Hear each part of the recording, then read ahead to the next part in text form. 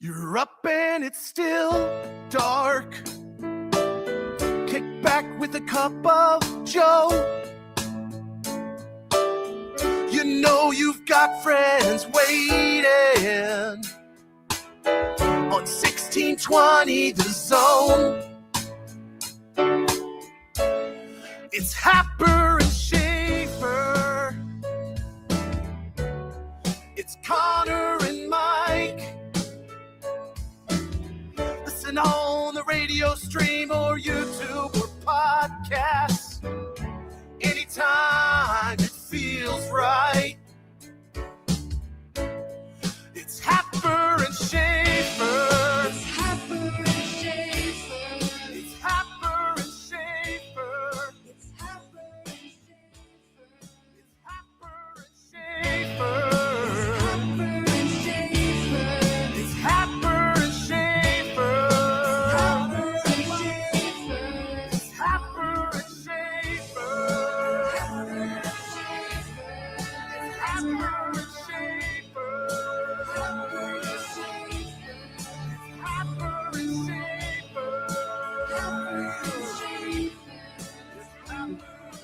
That goes on for another 2.5 minutes, I think. Incredible stuff. Good morning, Omaha. That is our brand new open, ladies and gentlemen. I love it. I figured you would. I absolutely love it. I don't know. I feel like some people will be unnecessarily mad about it. Why? It's 6 o'clock. They're not listening anyway. Yeah, Now, that's a good point. Joey- I love it. It's fantastic. do they get it in their podcast feed? When people listen to this on the podcast, It will. I forgot to start the recording like 20 seconds in, so I'll make Okay. sure to fix that up. there's going to be a lot of people who are going to want to hear this. There's no doubt about that. They're going to want to go back and they're going to want to find it. I love it. I love it. Tremendous. I I forgot this was coming. So then when you're like the brand new open and then So you went in cold purposefully. Yeah. Like I didn't forward you what Nope. the actual email was beforehand. So you went in cold and you were probably like, I don't know what's going to happen here, but here we go. I know that Ian was excited Oh. and I can see why with that kind of backing. So there's a The lot vocal of backing. yeah, there's a lot of Tremendous. different capabilities that we have to use throughout that. So thank you to Ian. Fantastic as always, and a chorus of our favorite people who are on that song. Do you know who was singing? I don't. I I have a no good idea. You do? I have a good idea. Go ahead, Joey. Got Alyssa in the chorus, our friend, and then I think Ian was singing, or was that Stibbs? Oh no, Or was Mike that Stibbs? Mike Stibbs. Stibbs? I wondered if Stibbs was involved. Mike I Stibbs. know Stibbs. I could recognize Stibbs' voice, but I got a little rumor of some cameo appearances I think in the yeah, chorus. definitely there was I think there was some Ian on there as well. And Alyssa was a background Okay. singer. And I believe children were involved in some way, shape, or form. Just incredible stuff.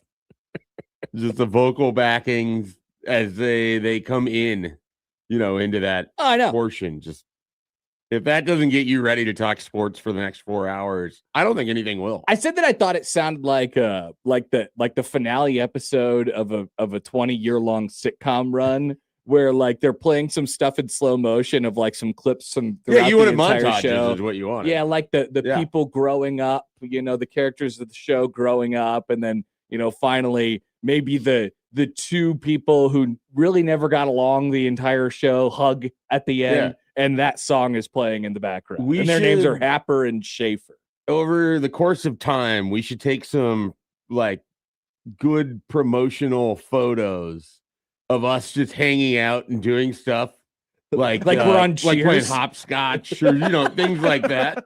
And then for the YouTube audience, you give them the visual as that song is playing through. Uh-huh. And I just think stuff like that as Great the idea. montage would be just That'd be a tremendous. that'd be a little good graphic intro. That is to a the tremendous idea. Yeah. So all we have to do is We don't have to remember do it like right away. No, but I will over never time. go outside again. All we have to do is remember in the summer when it gets hot outside again, we have to go play hopscotch. which I really like, or jump rope or something I like have that. this image of like Joey and myself in the background, just like very much cheering you on, and you're in the middle of your like going from the 2 to the 1 in the hopscotch. He did it. We're Can just you believe yeah! it? He did it. All right. The fist up in the air, just like fired up for you. We have ideas, ladies and gentlemen. Welcome to a Monday show, week number 3 of Happer and Schaefer on 1620 The Zone and on 1620thezone.com. Lots to come up today. In fact, we got a text already. Let's just read a text right off the bat. Ooh. Now, I don't know if these texts are scheduled or if these people are with us already. Maybe they are. A text from the 515. As of halftime on Saturday, Nebraska ball was on course for the classic predictable road loss to a bad team on the way to a 5-7 game losing streak. Remember, this is the person who sent in the text who said, I'm scared, and you can't tell me that I'm not scared. And I said, it's okay. This team is a little bit different. And to finish it off from the 515, and they totally redeemed themselves. What a second half for Nebraska ball on Saturday. Yeah, tremendous game. I'm sure we're going to dive more into it, so I won't give away too many thoughts or anything like that. Also, if you haven't seen it, for context, I don't know if we can pull the audio before we get to this whenever we're talking about it. I assume you watched the cinematic recap of this game. I did. And you saw the halftime speech from Fred Hoiberg? I did. Do you remember how we spent most of last week being like, this guy's really competitive. Actually, this guy really wants to win. Mm-hmm. He's not just a stoic Mr. Rogers that he comes off to be. Mm-hmm. Yeah, we got that at halftime, and it was awesome. It makes you wonder. And then Nate Linder followed up. It was like bad cop and badder cop. It was tremendous. He like ripped through, and then Nate Linder came in and just ripped it even further. That was some frost crack. No putting the pieces back together, just scattering them further across the board. It was great. I loved it. It makes me. I don't know if it makes anybody else wonder, but it makes me wonder what gets left on the cutting room floor of some of these videos. I mean,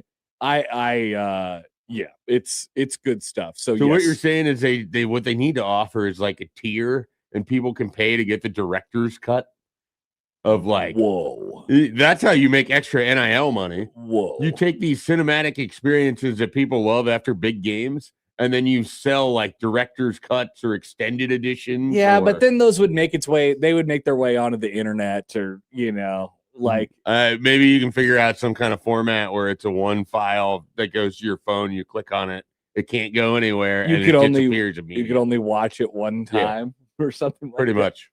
That'd be a premium price, but I think there'd be people that would pay it. There would be a lot of people that would pay it. Especially if that wasn't in the free edition and there was a bunch of buzz about the halftime speech. Oh yeah. People would want it. I hope they play it ahead of the Illinois game in the lead up in the in the building. Yeah. You get the line in there where at the end of it where he talks about how if they play like this, they play defensively like this, they can beat anybody. Nobody can beat you. So good. Fix it. All right, that's from Fred Hoiberg. So we'll get to that as we go on throughout the show today. Our guests are as follows, as usual on Monday. Tim Verghese from Inside Nebraska will join us at 8:30. Michael Bruns at 9:15. Michael Bruns' Denver Broncos are not going to the Super Bowl. Sadly, a blizzard came. Yeah. Well, now there was their own stupidity before then allowed for them to not be going to the Super Bowl. Thank you, Schaefer. I cannot wait to talk about that. Because I think we agree on yet another NFL take. One thing we don't agree on is Sam Darnold. Well, I don't know that we don't agree on him, but like you might be coming closer to the side of reality. Like, hey, this guy's a good quarterback. We'll talk about it. We'll talk about it. If Sunday night couldn't reinforce that you can win a bunch of games with him at quarterback, nothing will. Oh, you can win a bunch of games. There's not a level that you can get to. No, I've always thought that you could win a bunch of games with him at quarterback. You can win the biggest games with him at quarterback. Okay, well, he's going to have a crack at that. We're just going to keep moving this down the line. Yeah, we'll keep kicking it. Okay. That is our lineup powered by the Rooferees at John Higgins Weather Guard. We want to hear from you all today, 402-951-1620. On the Prairie Flower Casino Zone hotline, you could call or text that number. Tweet at Hap and Schaefer, at Connor Happer, at Mike J. Schaefer on the Twitter feed, Email Connor, Mike, 1620thezone.com, Joey at 1620thezone.com. Joey is our intrepid producer who I've required to do a lot of work this morning. Whoa, what is this? Oh, no, this is just a different. Which one's ours, Joey? Well, we'll go find it eventually. Anyway, good morning to everybody. And you could, of course, email in on the Equitable Bank inbox. Or we, of course, say good morning to the YouTube streamers. Hello, this morning, YouTubers. like Debo, who writes in, congrats to all the long-suffering Patriots fans out there. You 3-year-olds, it's been a long time coming. They're finally back in the Super Bowl. I'm happy for those second graders. No franchise deserves it more. Yeah. There just hasn't been enough of a gap from the Tom Brady era for me to feel good about this yet. I agree. I don't even really dislike him. Rabel is a great coach. They didn't earn any of Drake this. May is a good quarterback. If they were their entire trip to the Super Bowl has felt like they just kind of got ushered through a really long line and they just got to pass all the way up to the front. And then someone left the door open, so they didn't even have to check to see if they were on the list. So they just got to walk right in. If they were like the New England, if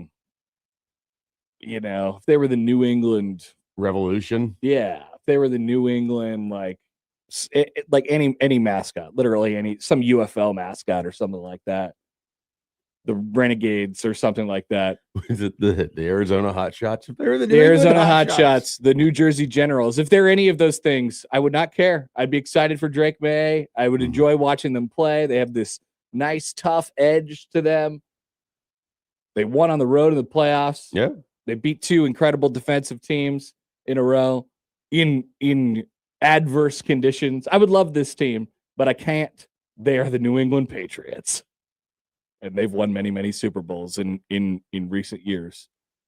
So that is the setup for today's show. I suppose elsewhere we have many other things that we're going to talk about. Coming up at the end of the hour, our man of the weekend. Schaefer, you're going to have to pick somebody. I saw your nominations. You're going to have to choose somebody. No, I've got a lot of them. We have basketball from over the weekend, of course, Nebraska basketball. And did the memes get too topical? Have you seen the memes from Saturday? Like the meme army thing? Yes. I generally don't look through that. Oh, you could imagine what some of the memes were about on Saturday. There was some mentions in my Twitter after I put casual brutality that didn't go where I wanted to go on Saturday. You were not, I can assure you, Mike was not thinking about anything else than Nebraska basketball, the AFC and NFC championship games, the college football playoff. It's over, but it will remain at 12 Still teams. over. At least for now. Also, did you see the guy climbing the skyscraper in Taiwan? Yes, I didn't. Did you watch it, Joey? I watched a snippet of it, and it gets me goosebumps seeing this person doing something. Are you scared? Do you get scared when you watch it? I get a little scared because anything could happen. Well, I know. Yeah, either you watch the guy climb the tower or you watch him fall to his death. Yeah. It's like the Walendas. Remember when the Walendas did the same thing? They walked across the Grand Canyon on the tightrope or whatever. I remember the Man on the Wire when that was like a huge event. Yeah, the Niagara Falls. I don't know how Netflix is the automatic they'll do this, which makes sense. They have so much money, the insurance premiums don't scare them. I suppose. I mean, they must get some sort of assurances that the guy is not going to die or something like that. I don't think there's such a thing. There can't be. There can't be. No, I wanted to catch this, but I couldn't, and so it's something I'll have to go back to. Yeah, the clips are out there. It's just so odd. It's so odd. It's one of the weirdest things. Anyway, we are here to settle in and recap a long, long weekend. Plenty to come on a Monday edition of Happer and Schaefer on 1620 The Zone.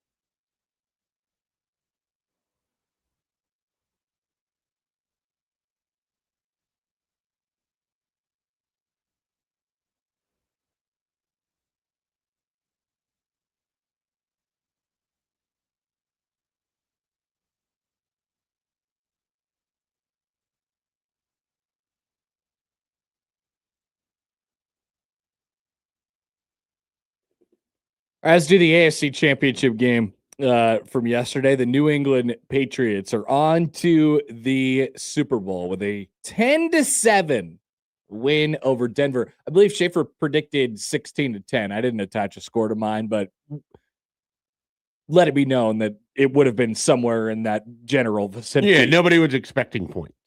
Yeah. Were you expecting a blizzard, though?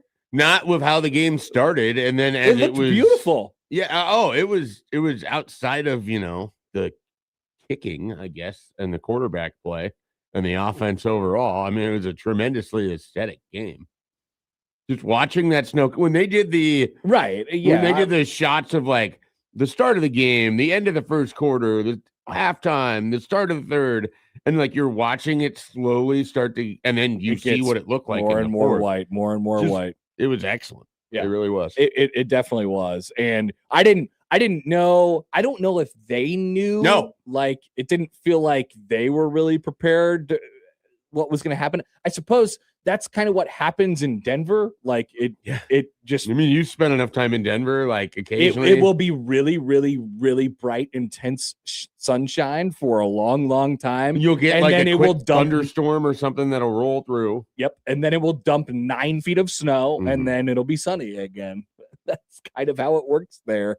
I don't know how much they ended up getting, but certainly enough to impact the end of the football game. About the second half of the third quarter and the fourth quarter in the AFC Championship game. So let's go back. Situation alert. Situation alert for Mr. Payton.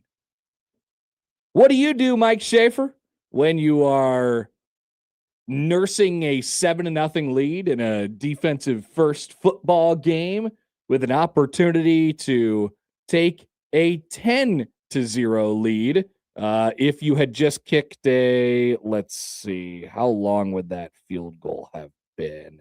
It was from the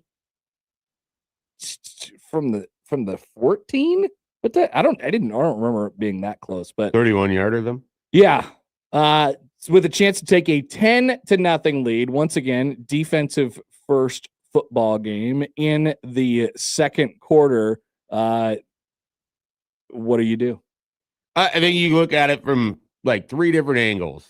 So you start with what play do you want to run in that scenario? And so then, all right, do you want to run the ball? Patriots have pretty good run defense. It's been hard for you to run the football. They're expecting you to run the football there. They're going to load up in the middle. So you have to have the perfect run play and good blocking to get this 1 yard. You're probably not going to do the tush push with your backup quarterback. And they're not really a team that does it. Now, if you had Bo Nix, you might have done something very similar to what the Patriots did to ice the game.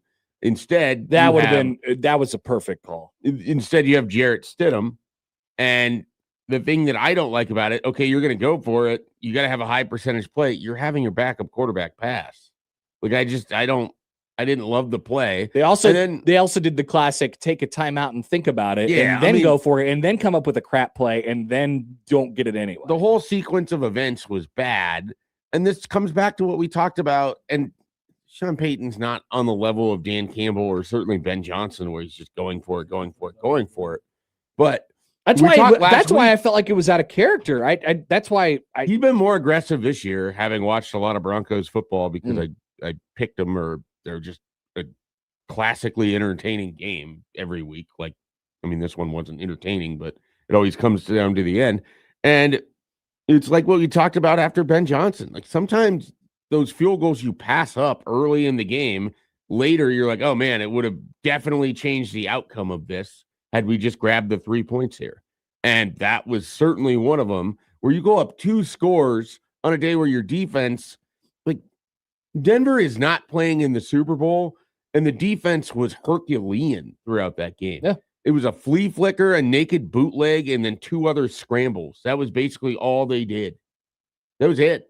And then on top of it, and it's kind of ironic given that they made it into the game in the first place based on some sort of whatever officiating, you have that immediately. The fumble that could have been a forward pass, like to me, it was a 50-50 call. Yeah. They buzz by that. It's another one in the playoffs, like you said, Schaefer, sort of like the Buffalo one, where it just felt like it got buzzed by way too quickly. I am the number one fan of let's move this thing along and whatever. But I don't know. I mean, Romo asked the question at the end, like at the tail end, hey, what if he had thrown it forward and it got tipped and that's why it appeared to go backward? Like, I think he was on it there without pressing too hard on the rules official. It would have been Gene's territory. And it was like, nope, that's a fumble, definitely a fumble. Well, so that whole sequence was like Steratore coming in saying why it's going to be an incompletion, and then agreeing with the people who disagreed with his initial take, which doesn't help. I mean, the coverage of that entire sequence could have been a little bit better from the CBS aspect of it, but that is such a consequential. That is such a consequential call because it directly leads to their score. And then the field goal that ultimately wins it for the Patriots comes on a first down that no one in America knows whether that ball actually got across where it needed to go. And it didn't look like it. It didn't look like it live. It didn't look like it on the replay, but they called it, and there was no way they could overturn that. Nope. So it's befitting both that the Broncos, who loses on this when they basically had a couple things go their way last week that were like very questionable or 50-50 at best.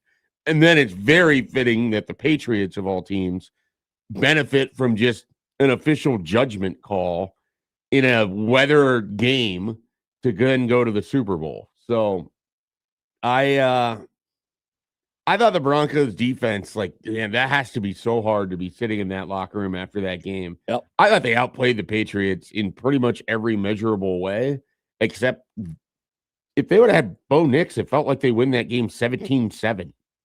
Well, and then the snow rolls in, right? Like the game Will changes. Lutz misses a couple field goals. I can't think of the New England's kicker's name. Borregales. That's right. I was going to say Borgonis. Borregales misses a couple field goals, so that evens out. He made the one extra one. But I felt like comes back to why didn't you grab the 10 points right away? Exactly. Because that's at the end of the game, and New England, I felt like, as much as they could in the snow, in the blizzard, tilted the field in their direction and was the owner of that game while it was blizzarding. But while it wasn't, it was Denver. Right. And that's when it was a real game. Like, we're basically dealing with two games, which leads to a whole other conversation about snow games that I want to have here in a second. But like, let's talk about what actually played out here. I agree. I mean, to go back to the original thing, it felt like a situation where it's a game where you're going to need points. It's a game where, and not that he definitely would have made it, because they came back on their next possession that they got the ball and they missed a field goal. Right. And it wasn't snowing yet or anything like that. So, I mean, not an automatic that he's going to make it, but I just feel like it would be pretty tantalizing there to go up 10-0 in that football game. Just bizarre to me. Like, I understand what the analytics might say in a 4th and 1 in that scenario, but the reality is you're not going to be able to run the football and you have your backup quarterback. So it's just a more difficult than usual circumstance. Again, if the Broncos had Bo Nix in that game, I think they win. And not convincingly, but I think they win, and it's not a particularly close game. You don't think Bo Nix is significantly better than Jarrett Stidham? No, I definitely think he is, but I can't say that. I can't say that they definitely win. I mean, they moved the ball more. Like, Stidham threw for more yards than Drake May did. Drake May was horrible. And so here's what Drake May was good at: running. Bo Nix can run. They would have gotten some more first downs out of that too. So do you think, like, you're just saying,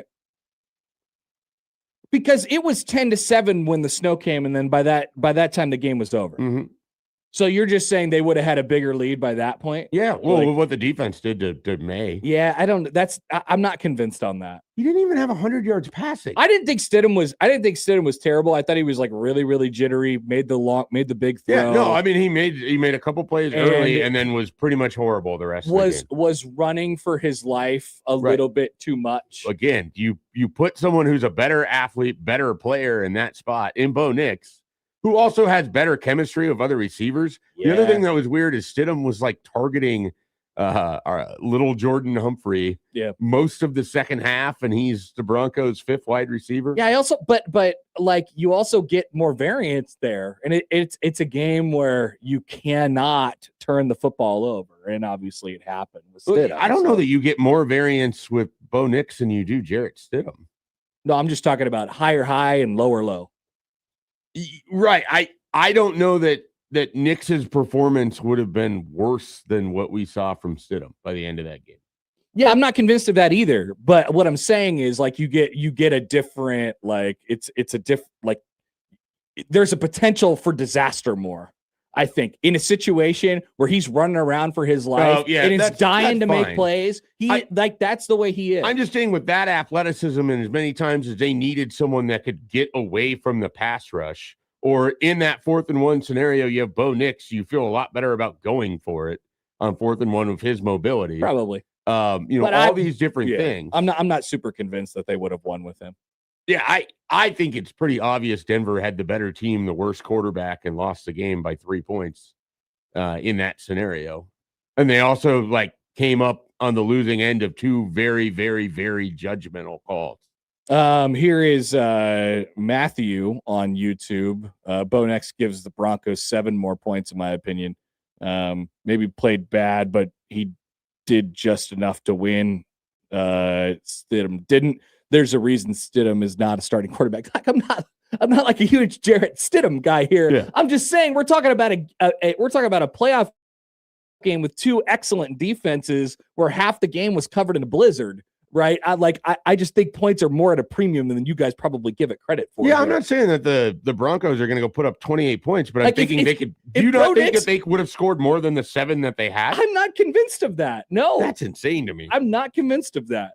I just think we're talking 17 points got scored. If he's responsible for 7, he's the MVP of the league. That's a lot of points in a 17-point game.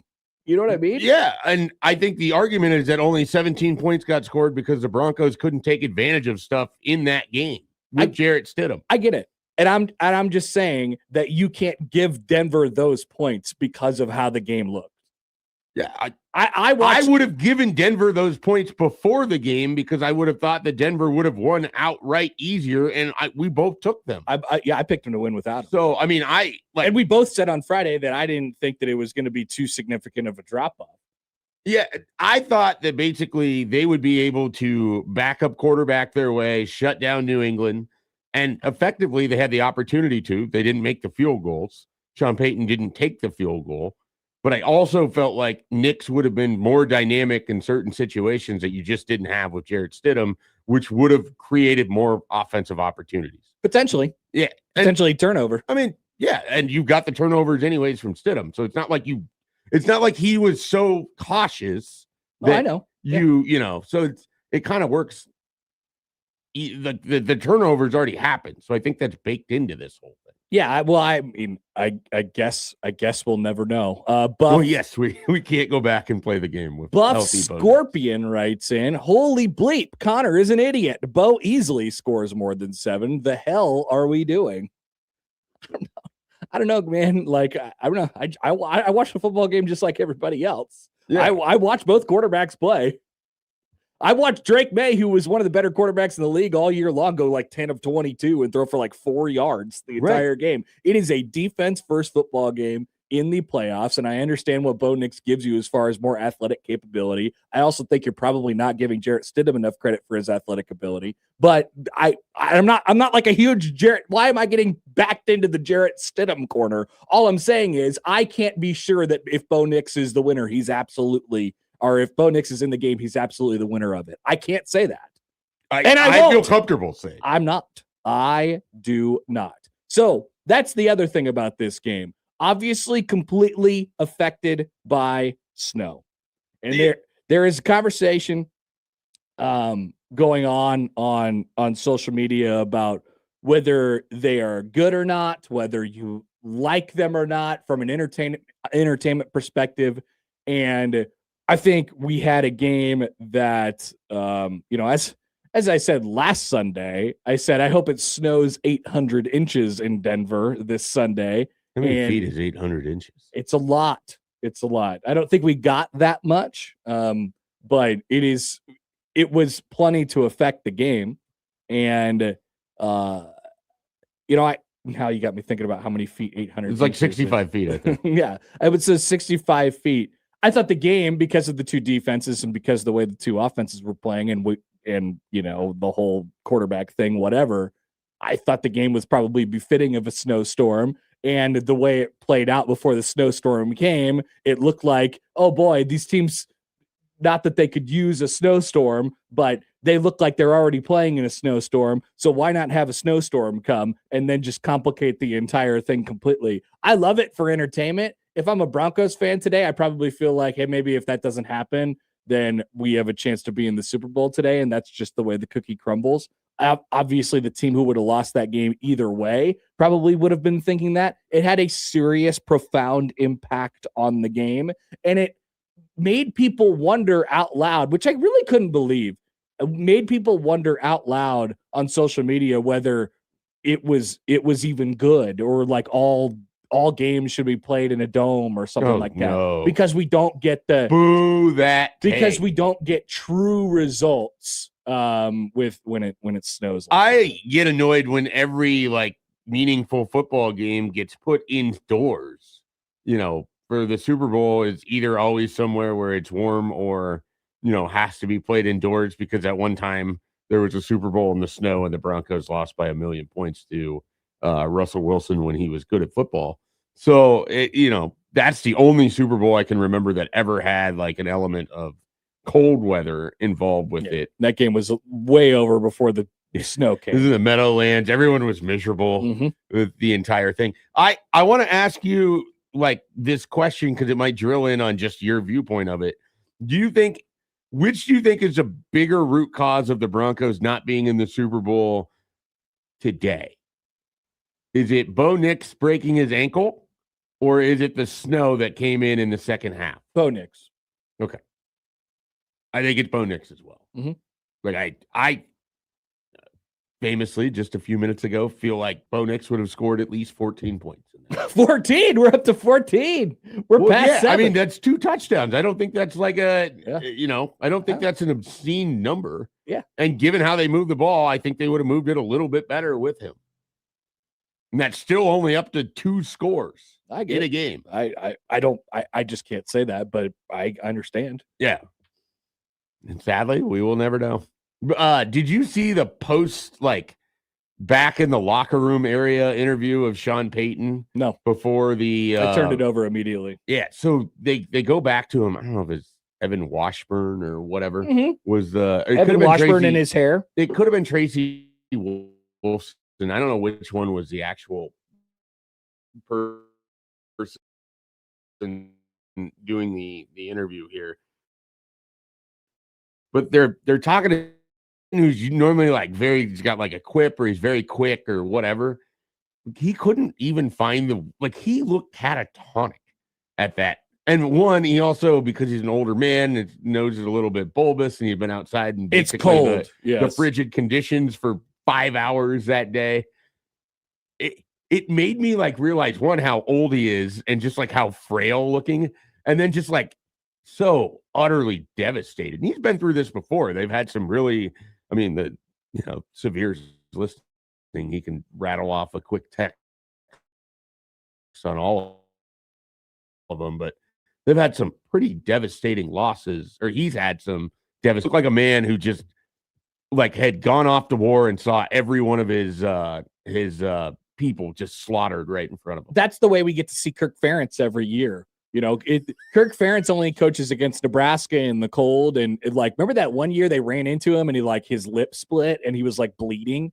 That was a few years ago. But in the summer, he's never catatonic after those games. He's used to he looks great. But in the summer, he looks like, he just can relax. He's about to. He woke up on a Saturday morning. He's going to the golf course. Yeah, he's never relaxed. He's gonna have a fantastic day. He's got his polo on, like looking just wonderful. And then on Black Friday, it's like, yeah, you just went through a war and probably won 40-16. He's definitely one of those guys back in the old setup of the Big Ten media days where they would have coaches that were just sitting there for 15 minutes and he'd be like all tan, wearing like a golf shirt, and it's just like, no, this is how Kirk Ferentz looks when he lets loose, not when he's just like rigidly up straight, staring and eyes boring into the other team as he's watching a game on the sidelines. Anyway, here's why I love snow games. Here's my love for snow games. You are basically playing for the ability to punt.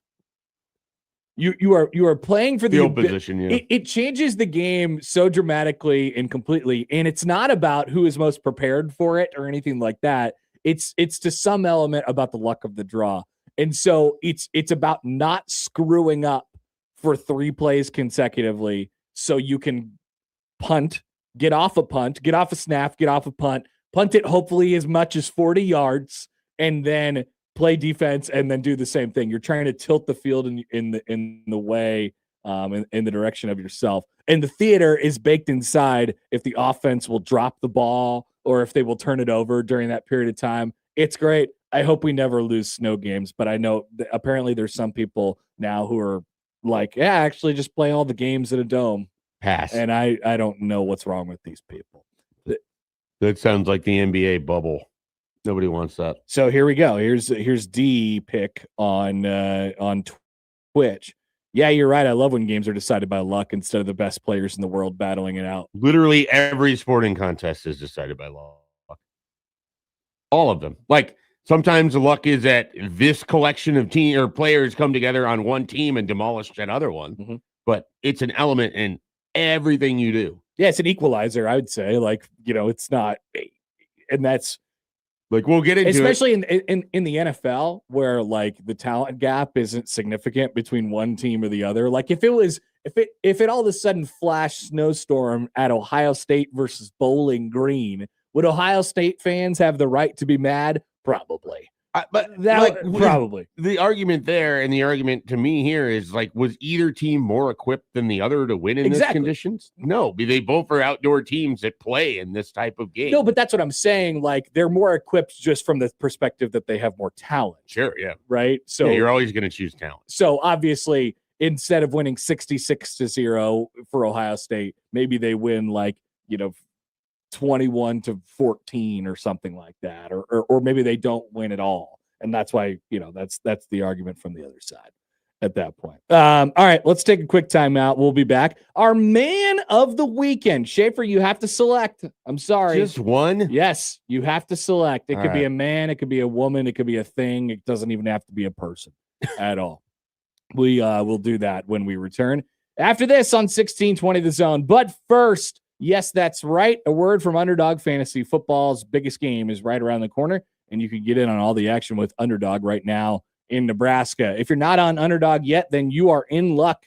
Speaking of luck, new customers score $75 in fantasy bonus entries when you make your first $5 fantasy entry. So they're already out there on Underdog. They're already up for our upcoming matchup in just less than a couple weeks now. So take a look, whatever you might like. Maybe you like to go with or against some narratives regarding a certain quarterback for the champions of the NFC. It's up to you on Underdog, and there's plenty inside the app that is waiting for you. You get those picks right, higher or lower. You can win up to 5,000 times your cash. Also, like I said, new promos dropping daily in the app. So if you like making picks and if you like making money, then Underdog is the best place to be for the big game. What are you waiting for? Download the app today and use promo code HAPPER1620 to score $75 in bonus entries when you play your first $5 on fantasy. That's promo code HAPPER1620. Underdog, make picks, win money. Must be 19 plus at present, Nebraska.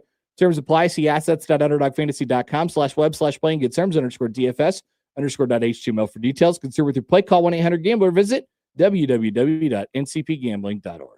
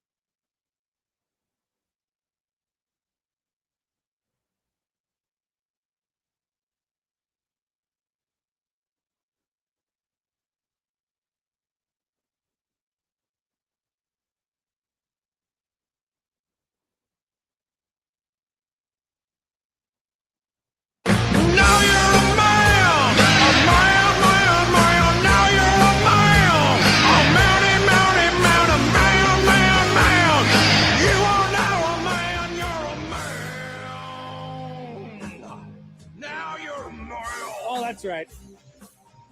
It's time for our man of the weekend. We all go around the table. Live it. Have you guys chosen? Have you selected Schaefer? Yeah, I've got one. It's a big honor to bestow upon people. Let's hear some more.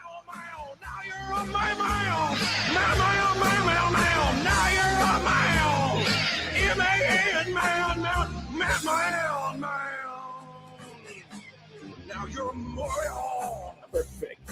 It sounds like something you would hear out of South Park.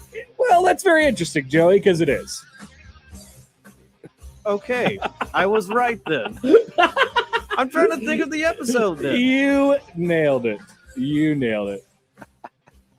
Well done, Trey and Matt. Yeah, I mean it's literally them singing. All right, so Schaefer, you go first because I'm really, really fascinated to hear what you have selected. Yeah, I mean, there's a lot of options this weekend. A lot of things happening in various sports worlds. Lots of people that will be discussed later today. So I'm going to drill in on something that wouldn't get discussed at all. If it wasn't for me, it wouldn't have happened at all. If it wasn't for one very special individual, my man of the weekend is Jose Ramirez getting his big contract extension, keeping him in Cleveland forever, making him the tormentor of the AL Central for the next 5-6 more years. Certainly my personal tormentor. Until he's 40.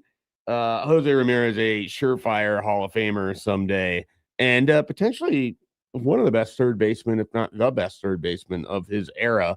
And it'll all happen in Cleveland, where they won't spend any money besides signing him to a contract extension. Right. But he's good enough that he can carry a squad of bad hitters and good pitching to the playoffs in a so-so division every 2 to 3 years. What were the terms on that?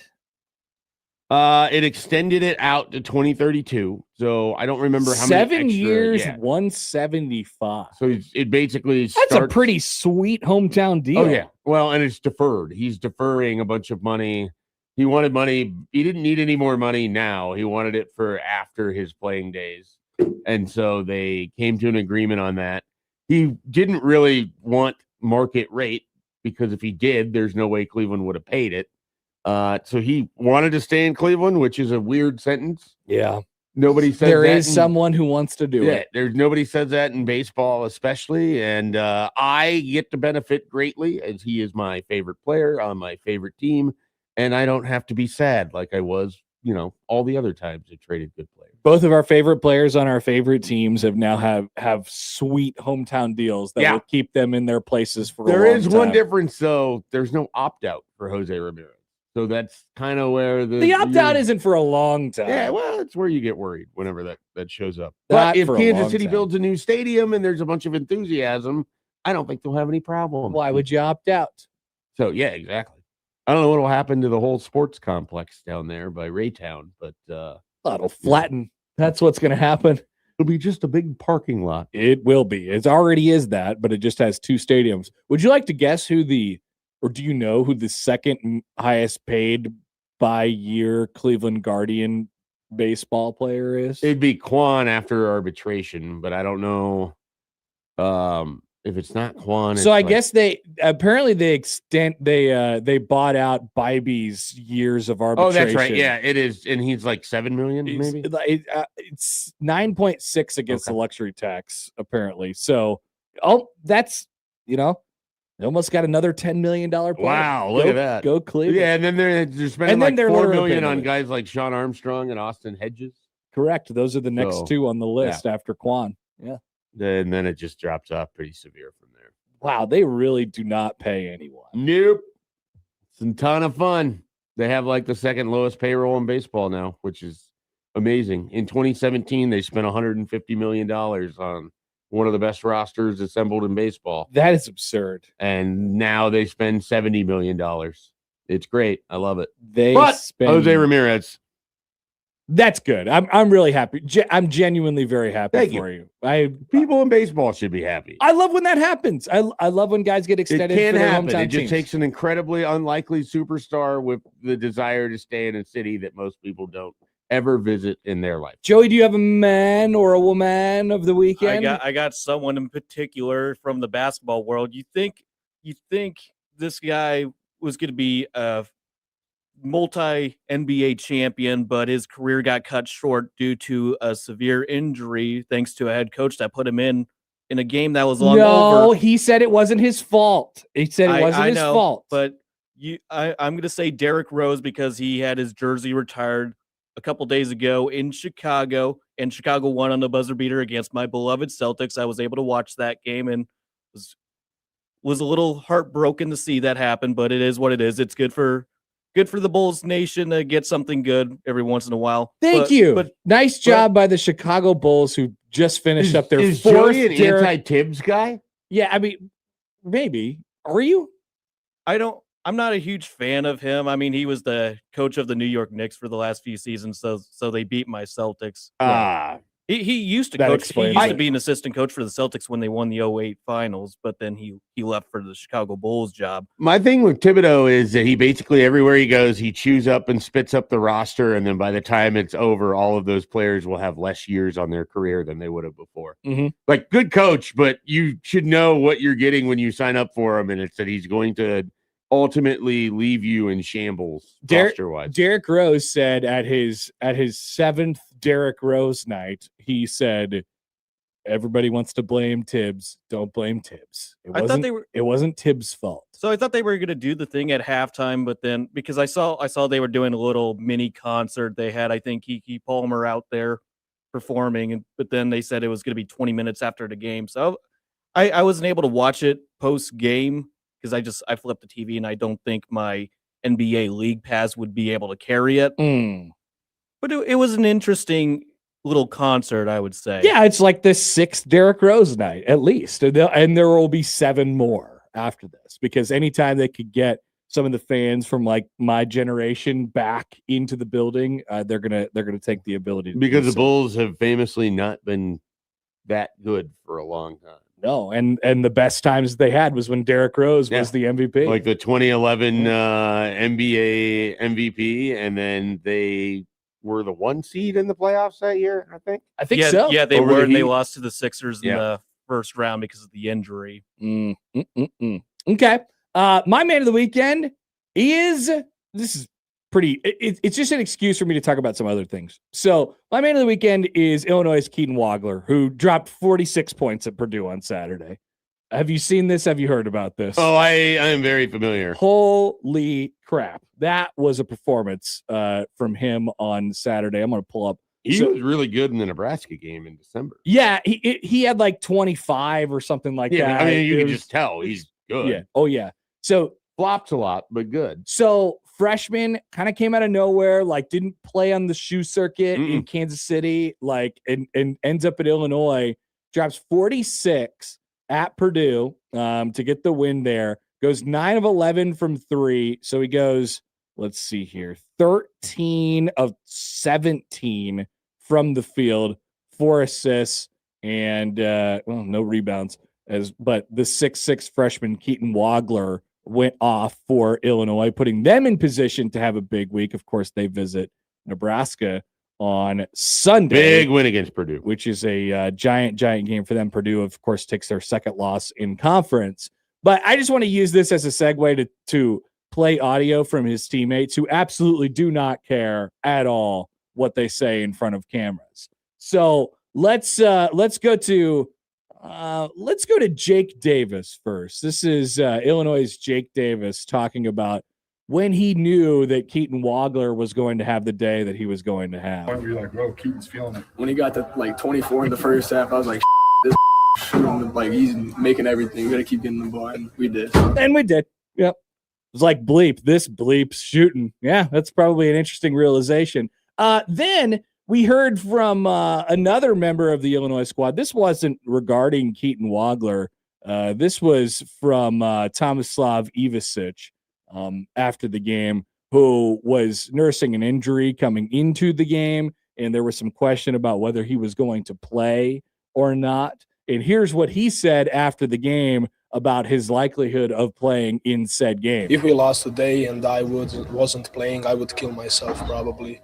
Just I had that thought, and that's it. And people think it's just a game. He's no Rick Pitino, who would kill himself by jumping in the snow and dying of frostbite. But pretty interesting. If we lost today and I wasn't playing, I would kill myself probably. Just I had that thought, and that's it. Thank you, sir.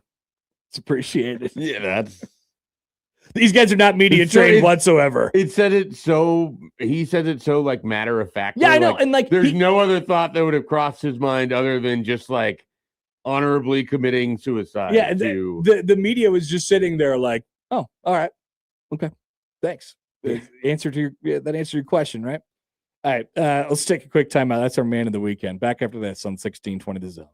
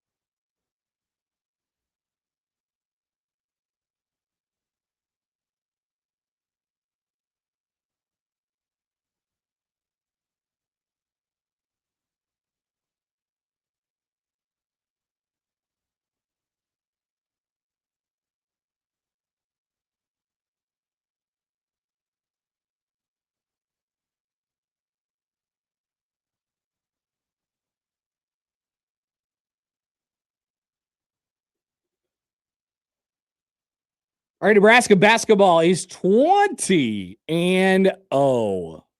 20-0. That's 20 wins and 0 losses, Schaefer. Sounds like all of the fans of Nebraska ball should be people of the weekend. They should be excited. Winners of the weekend, the Nebraska basketball except for the fact that they can't go outside, because if they do, they'll freeze. That's why they just pack it into PBA, where it's warm and a great basketball team just makes you feel even better. People were packed into PBA on Saturday, so the women's game started right after the men's game, and so we put it up on the video board for a while until we lost video capabilities, and the students were getting into it. Good. They did a deal where the students, like, if you go to the women's game, you get priority access to sit on the sideline seats instead of the baseline, which I thought was a great idea. And they got a pretty good attendance because of it. Packed it in. They certainly did. So they needed a win. They got the win. I got to tell everybody. I got to say, listen up, everybody. Nebraska basketball is 20-0. They just beat Minnesota by housing them in the second half. Total blitzkrieg of a basketball half. Absolutely. I mean, yeah, they smoked them in the second half. It was a little bit of a slow first half for Nebraska basketball, who, I think Minnesota shot it pretty well in the first part of the game, and then Nebraska, I think a little bit was them waking up. Now we're going to talk a lot about the dismantling at halftime that Fred Hoiberg and Nate Lenzer gave their team, and we kind of thought that there would be a little bit of a chewing out session there. I didn't feel like they were horrible in the first half from an intensity standpoint. I just felt like Minnesota was probably getting to their spots a little bit easier than they wanted them to. I was a little surprised when I watched the recap and then they got to the halftime. Like, I didn't think from what I watched of the first half that they were bad from an intensity standpoint or an effort standpoint. Some of the closeouts on the threes weren't maybe as good, or they weren't in the position that they needed to be. And offensively, the looks that they were getting, they just weren't converting open looks. They did miss quite a few shots down low. That it felt like they could have had even more points in the paint in that game, and they were missing some shots that traditionally would have made there. And so a lot of it for me in the first half was Minnesota's not going to go 9 of 20 again from three. Like, they're just not going to. They're already outshot their game average. They're like total for shooting, their percentage shooting at 3-point was way above normal in the first half. It just felt like that was going to come back to earth. Nebraska would meet them in the middle and go by them. That's why I was never particularly that concerned by it. And then the way they played in the second half, I mean, Minnesota comes back to earth, but on top of it, Nebraska's just a tornado defensively. They force a team that doesn't turn the ball over a bunch to turn it over into the double digits. They had, I think, 8 or 9 steals in the game, 7 or 8 blocks in the game. But defensively, they just went up another level. Minnesota comes back, and they bludgeoned them. And then Sanford, we talk about luck. I mean, Sanford, quiet in that game, his first 3-pointer, you probably didn't see this. You might have saw it in the cinematic recap. They showed it. He hits the front of the rim, dead center, but it has enough backspin that it kicks up in the air, touches off the glass, and falls in. Mm-hmm. It's one of those where it wasn't a good shot, but just the rim magic made it work for him. From that point forward, he hits that 3, and it's like a totally different player the rest of the game. So it's sometimes it is as simple as seeing a shot go through can change the trajectory of how a shooter plays. Yeah, we wondered, and we wondered on Friday, and certainly after the injury to Frager last week, of okay, how do they replace these minutes? But specifically, how do they replace the role? What does it look like after that? And they got some good stuff from Cale Jacobson, who played a bunch of minutes in the game, and obviously he's going to get those. Maybe the biggest shot of the game. They had a drive line. Someone drove baseline and then got a pass around the post defender to Jacobson in the corner, who hits the 3 that put them up. They were down 42-41 before that shot, put them up 44-42. They never looked back at that point. Yeah, so obviously, he's going to get those minutes. He doesn't do the same things that Frager does. He doesn't bring the same things to the table. So we talked about him, and I think we mentioned Garcia, and, they tried with him, and it wasn't going. He didn't have a good first half. He barely played in the second. The real replacement for Braden Frager, in that, if you want to view it this way, you can view it whichever way you want it. The real replacement is Price Sanford. And I want to take a minute to talk about him, Because really good. Admittedly, I wondered if the guy playing in about half of Iowa's minutes last year was the right guy to just kind of put in the middle of this offense and have him be the guy. Mm-hmm. Like when they got Bryce Sanford, I thought, oh, his brother's better than him, like whatever the thought was on that. And Peyton certainly had a really good career at Iowa. And so I doubted their ability to really get this out of him. But man, has he been incredible this year. And I think it's a testament, obviously, to the people around him, and it's a testament to the system, and it's certainly him as well. I think he's and we got to see this with the absence of Frager a little bit more. He's a very underrated playmaker, I think, too. Yeah. A guy who could create at least a little bit. I didn't view him that way, certainly at first, but he started to really get confident and put his fingerprints on this thing. And now he very obviously feels the ability to create, and do some things for himself and do some things for other people. Where at first I just thought, oh, well, he's, maybe he could have a nice 38% from the 3 shooting year. He's a jump shooter, and that's what he is. But no, he's brought a lot to the table defensively, I think, for Nebraska, and I think he's bringing even more to the menu offensively. You hit on 2 things there that I think explain just how much better Sanford is than what anyone expected. I remember when they added him and the conversation was like, okay, that's great, but they're going to need a lot more. Like, you have to replace Bryce Williams, and adding a spot up shooter is fine. If he could be a better version of Connor Essegian, great, like that's kind of what I was thinking. Keep adding to it. Yeah.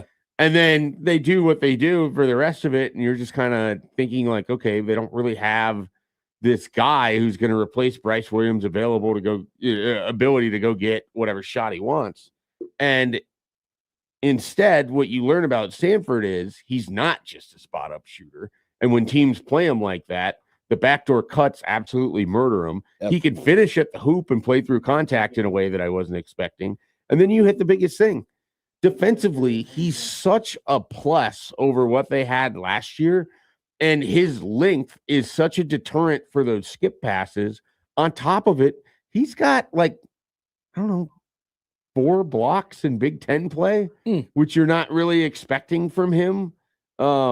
He's athletically just a really gifted player. Yeah, he's really long.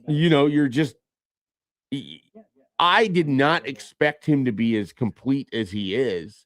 And it's great because teams want to try to guard him in the way that they would, a Casey or an Essegian or just a spot up shooter. And he can absolutely punish him for that. Yeah. And so I sort of thought, like you said, he was going to be the kind of guy who just, hey, maybe we can get 15 on a great night to get 20 out of him or something like that. Over the last 4 games, he has scored 22, 23, 22, and 28. Yeah. Going back to the Oregon game. And he's been the KenPom MVP in all 4 of them, according to and he does it their analytics. Across the box, the box. Like it's that's why he gets that. That's why he gets that designation. Not only the fact that he could pour it in, but I mean, obviously he's in a pretty good run of making threes right now. So that helps anybody's offensive game look a lot better. But you watch it and it's a guy that I didn't think that they were getting when they got him out of the transfer portal. You'd love to have the truth serum of like what Fred thought he would actually be versus what he's been here. But I mean, Nebraska, I think, knew that there was more there than what Iowa was getting. It's just, did you think this was someone that could not only give you some outside shooting, but has the ability to take off the dribble, pull up on jump shots, can finish at the hoop, can play through contact, is tough.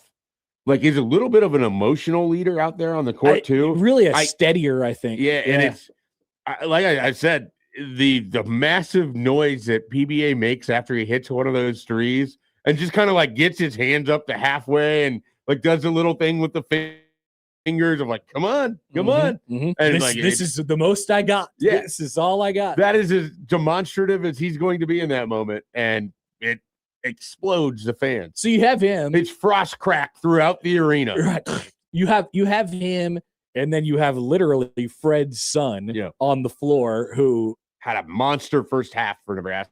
They would have been struggling if he didn't play the way he did. Kept him afloat. But I was going to say, like, those two together are a really good, they are emblematic of, I think, what they want the team to be from an emotional standpoint. Yeah. It's perfect from that regard. And so it shouldn't be a surprise where, maybe it's harder than people expect it to be on Saturday, or maybe it didn't. Certainly Schaefer and I don't think any of these games are going to be particularly easy, but I do think you're getting to the point where, all right, they're down 8 with 17:30 on the clock in the second half. Yeah, maybe time is running out a little bit, but I have no doubt that they'll find a way to at least make their push here. And if it's not enough, then it's not enough. And obviously it was plenty enough on Saturday. The thing about them is that it's because of just their defensive ability. Like they don't let teams get too far out in front, and then they can turn that defense into quick offense, and then suddenly they're just snowballing you.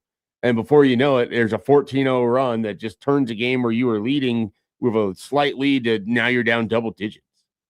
And it's because they play great defense and have flurries with scoring.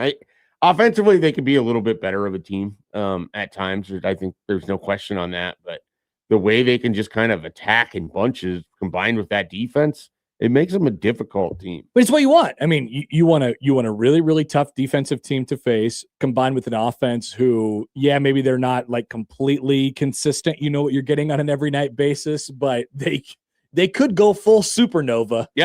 From time to time. And if you get that on the right night, you could beat literally anybody in America. And they hope they get that on Tuesday, when they play what many regard as the best team in America. The Nebraska ball game of the century. Vegas certainly doesn't think Nebraska's going super. Yeah, let's talk about that here in just a couple minutes. But let's take a phone call first on the Prairie Flower Casino Zone hotline. Here's Terry. Good morning, Terry. Thanks for calling. Hey, guys. Great show. And thanks for getting me on. Hey, I really think the Stanford, right? Is that how they're pronouncing it, right? Sanford, yeah. Sanford, this guy, and I've watched a lot of college basketball, this guy has the quickest release of anybody I know. I mean, I coach my grandson on how to shoot. I would never train how to shoot that quick. But, man, it's in rhythm. It's all him. And I think not just the maturity of this team, it just looks like the chemistry on this team is really, really tight. And they don't seem to get rattled. So, whatever happens at Michigan happens at Michigan, and would love to beat Michigan. That would be huge.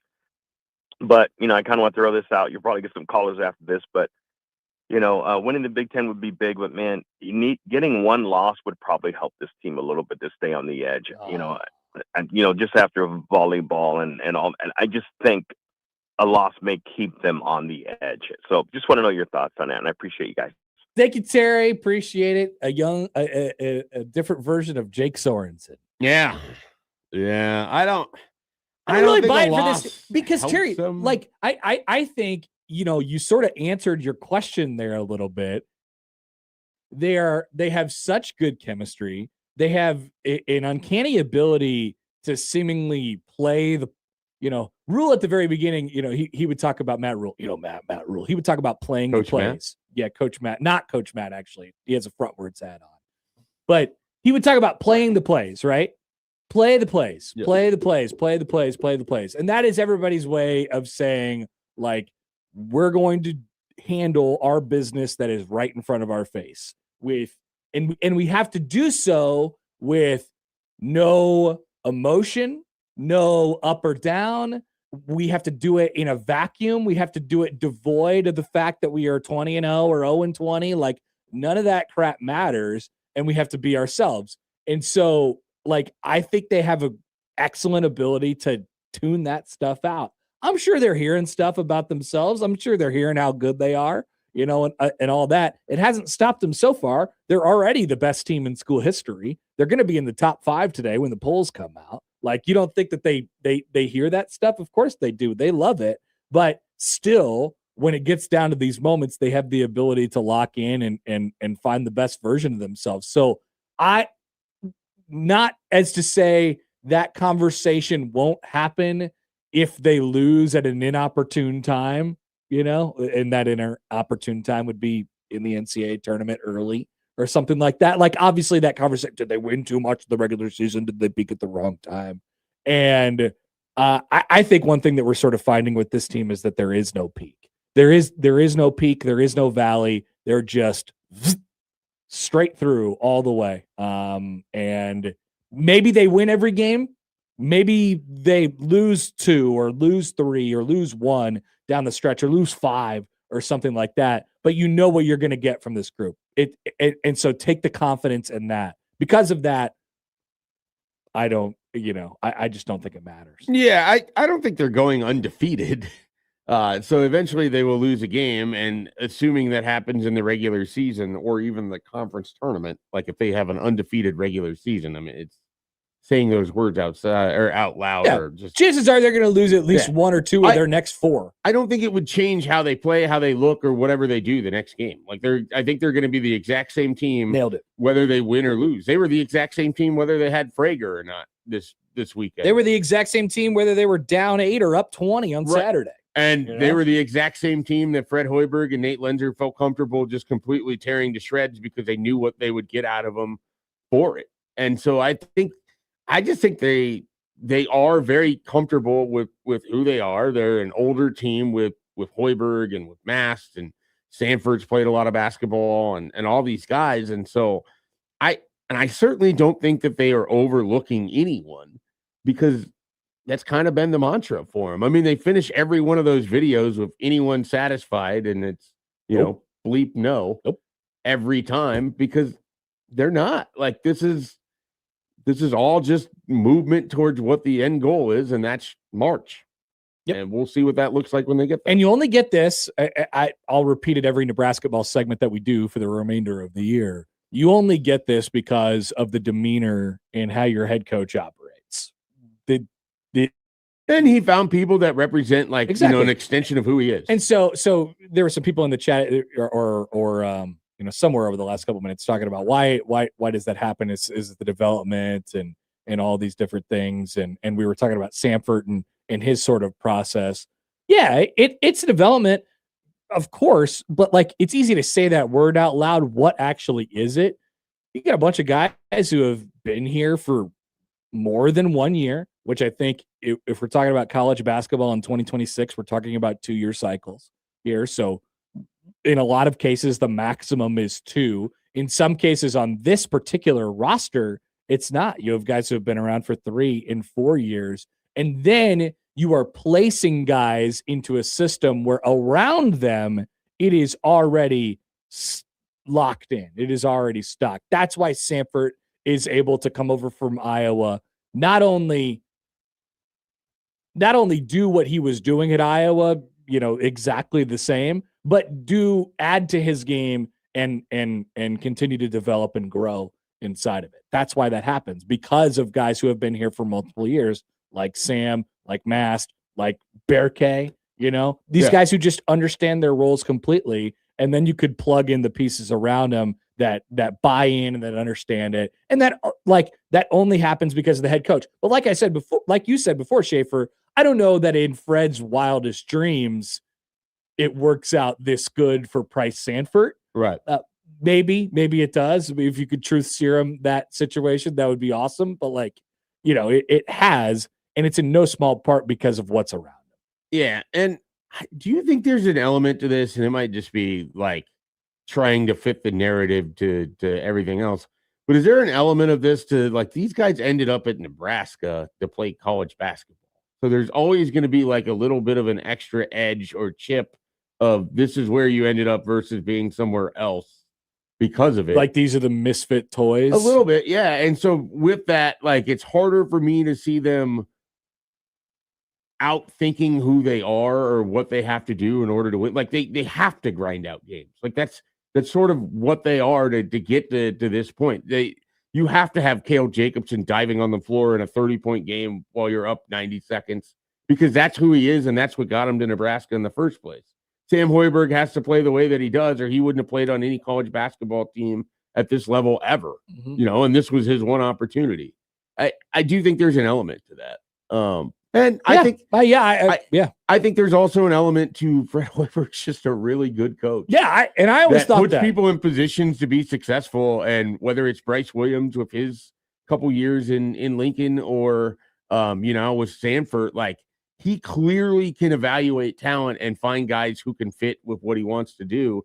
And it helps when you have all the pieces that kind of line up well together.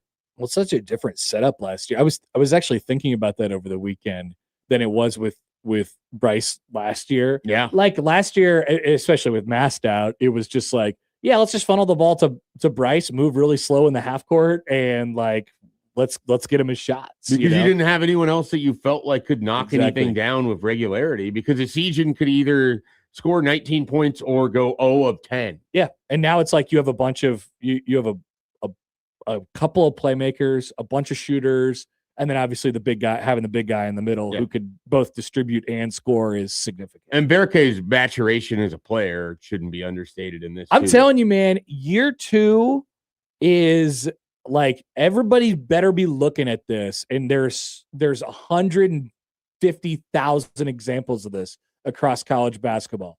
You get the big money transfer, whatever, and he's he was last year, and people got on him for it, right? You pay him X amount of money, and it's like, what does this guy do? Why does he like he's just big? What is he supposed to be doing out there? Let him settle in, and going into that second year, blossom, right? Yeah. We'll see. Like this is what Berke can be. I mean, maybe we thought that he would be better as a scorer or better as like a star or something like that. And no, it turns out what he's really good at is being a little bit of a junkyard dog. Yeah, on definitely defense, a dog, and providing that sort of edge that's necessary. He's a pretty good passer in terms of he can see the court really well. There's little things that I wish were better in his game, but for what you're getting and the effort of which he plays, and the fact that there's still probably some more out there for him. I mean, he's quietly, like, in a year where you want to talk about Sanford and Hoiberg and Lawrence comes back and what it meant to have Mast and his steady presence, like Berke's ability to go battle for boards, just sort of be in every scrap ever. Pretty good basketball IQ. Yep. And he's made himself into a pretty good player that he doesn't have to have 14 points on offense for him to be valuable. He can have 6 points and still be tremendously important for 32 minutes. Yeah, and I think last year at this point he might have been frustrated by that. Yeah, I think he's in much better shape this year than he was last year. Much. I mean, that's a huge portion of it. He did not have a good offseason leading into his time at Nebraska basketball to start, and it took him a while to be in like the right condition, I think. And then he got hurt right when he was playing a little bit better. He had that ankle injury, and people would tell you that took away from him for the rest of the year. Nebraska famously, I don't know if you remember this, Connor, didn't make the Big Ten tournament. Well, but they lost a bunch of games in a row where, a little bit better version of him could have flipped a result here or there. Yeah. It was 5 in a row and 6 out of the last 7. Yes. That's how it went last year. But I'm saying that was a long time ago. It feels like a long time ago now. Year 2. I mean, just think about that. Because if you have a system in place, if you have a coach who sort of is going to continue to coach to it, and obviously it'll change depending on the personnel that you have. Year 2 is when these transfer guys, it really starts to settle in for them. We've seen countless examples of it around college basketball, and it makes you wonder about, like, some of the guys this year. It makes you wonder about what it's going to look like potentially for next year as well, even though the roster building part is sort of like a 1 year at a time type of thing. And if you could get 2-year transfers or 3-year transfers and have guys come back for their second and third year, they're going to be way, way, way better for it, especially at a program like Nebraska. We'll put a pin in them real quick here, and we'll talk about Nebraska basketball being a disrespected opening up as 11.5-point underdog at Michigan on Tuesday night in the Nebraska ball game of the century. And then what is coming up this week? They also have a home game with Illinois this weekend. So we'll talk about them just a little bit later, but we'll step aside here. When we return, the Darnold did it on 1620 The Zone.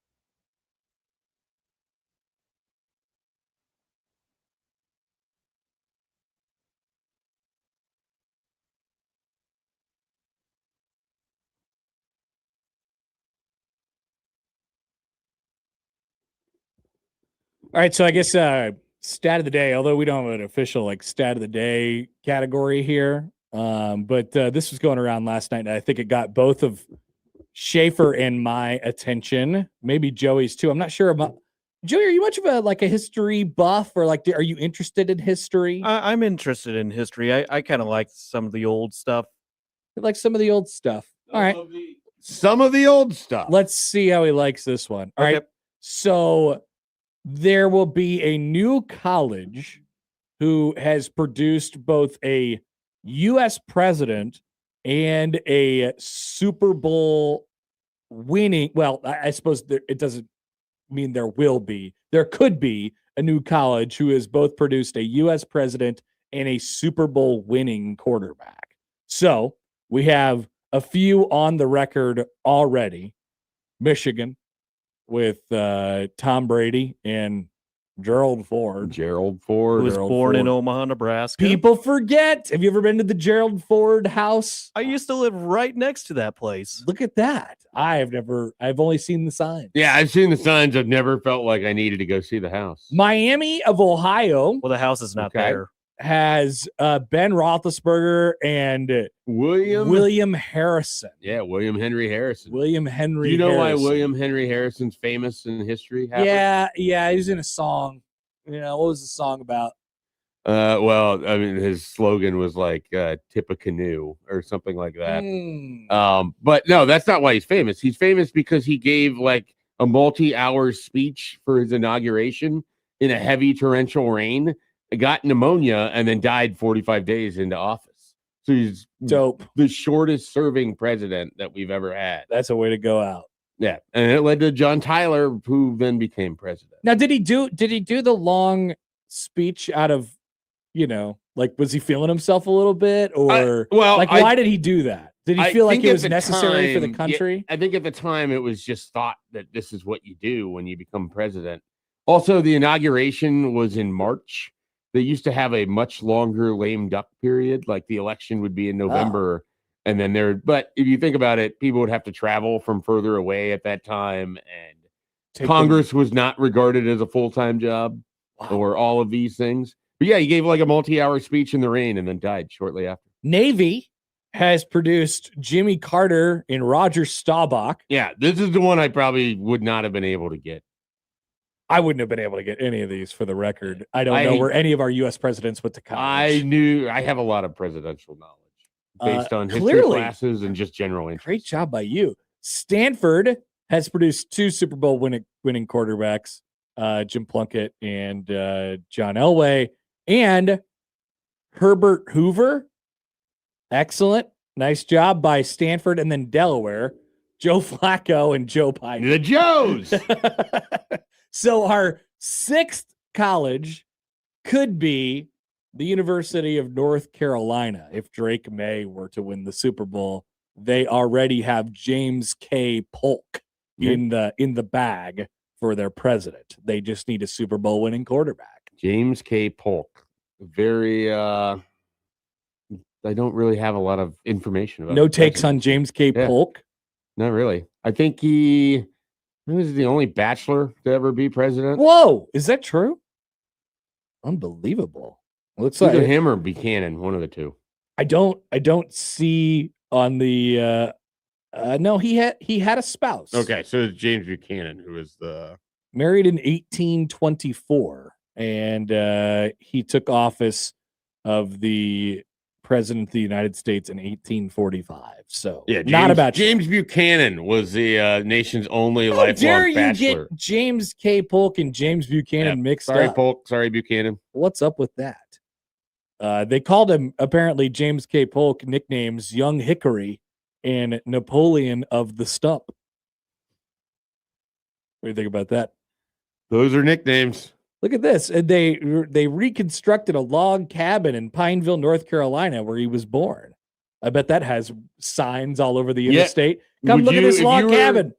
Famously, you've spent time in North Carolina. Have you never been to Pineville? I don't know if I've been to Pineville or not. I've spent plenty of time in North Carolina, though. No, I've never been to Pineville. That's in a different area of the state that I'm. Fake North Carolina? No, it's in real North Carolina. It's just not in the area of North Carolina that I go to.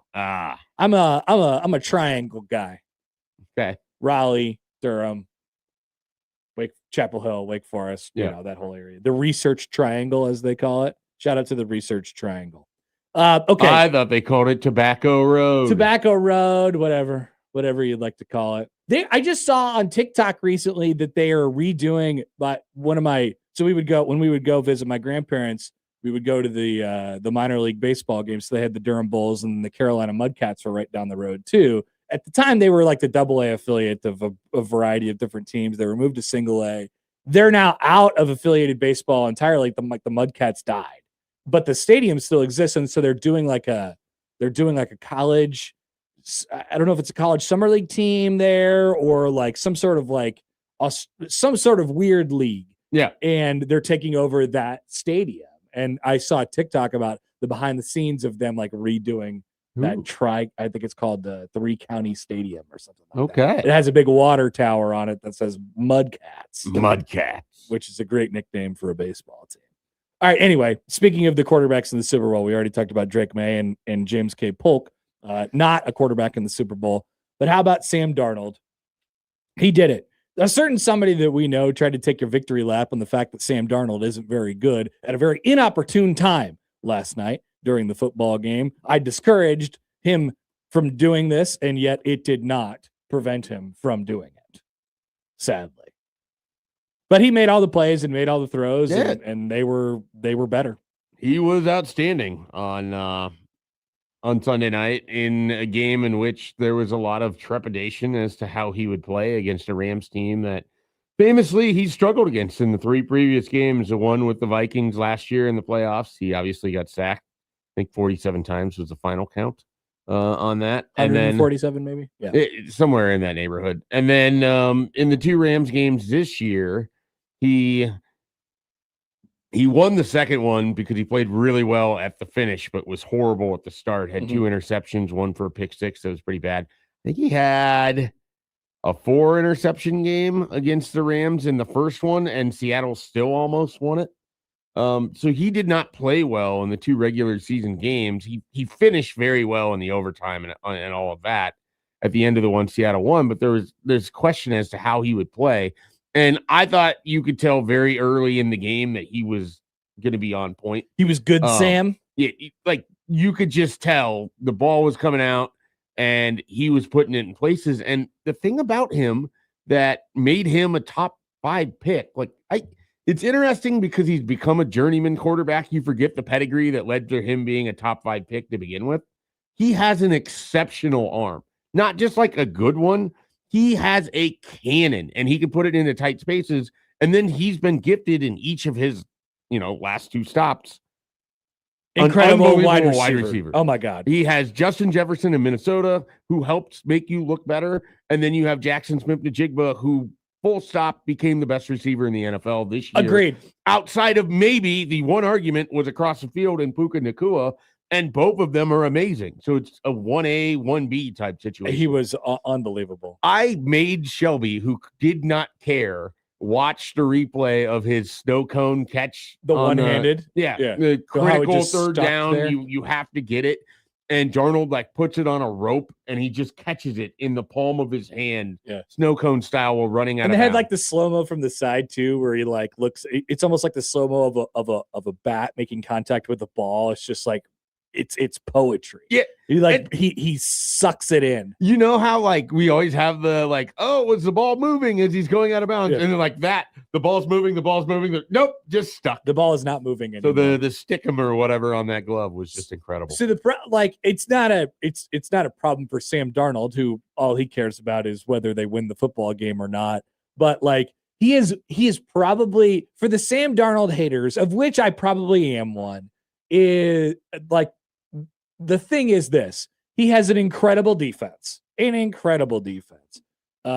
he has, this is not taking credit away from him. Somebody's got to get him the football, but he has the best wide receiver in football, like you said. He has, and he had that in Minnesota, and they won 14 games. Yeah. And they looked at it and they're like, you know what? You threw 35 touchdowns last year. our offensive line was terrible and we had a bad game plan. You're the whole reason that we lost. We're going to go to this other guy. Time to get Mr. Eye Black. Yeah, time to get Mr. Eye Black.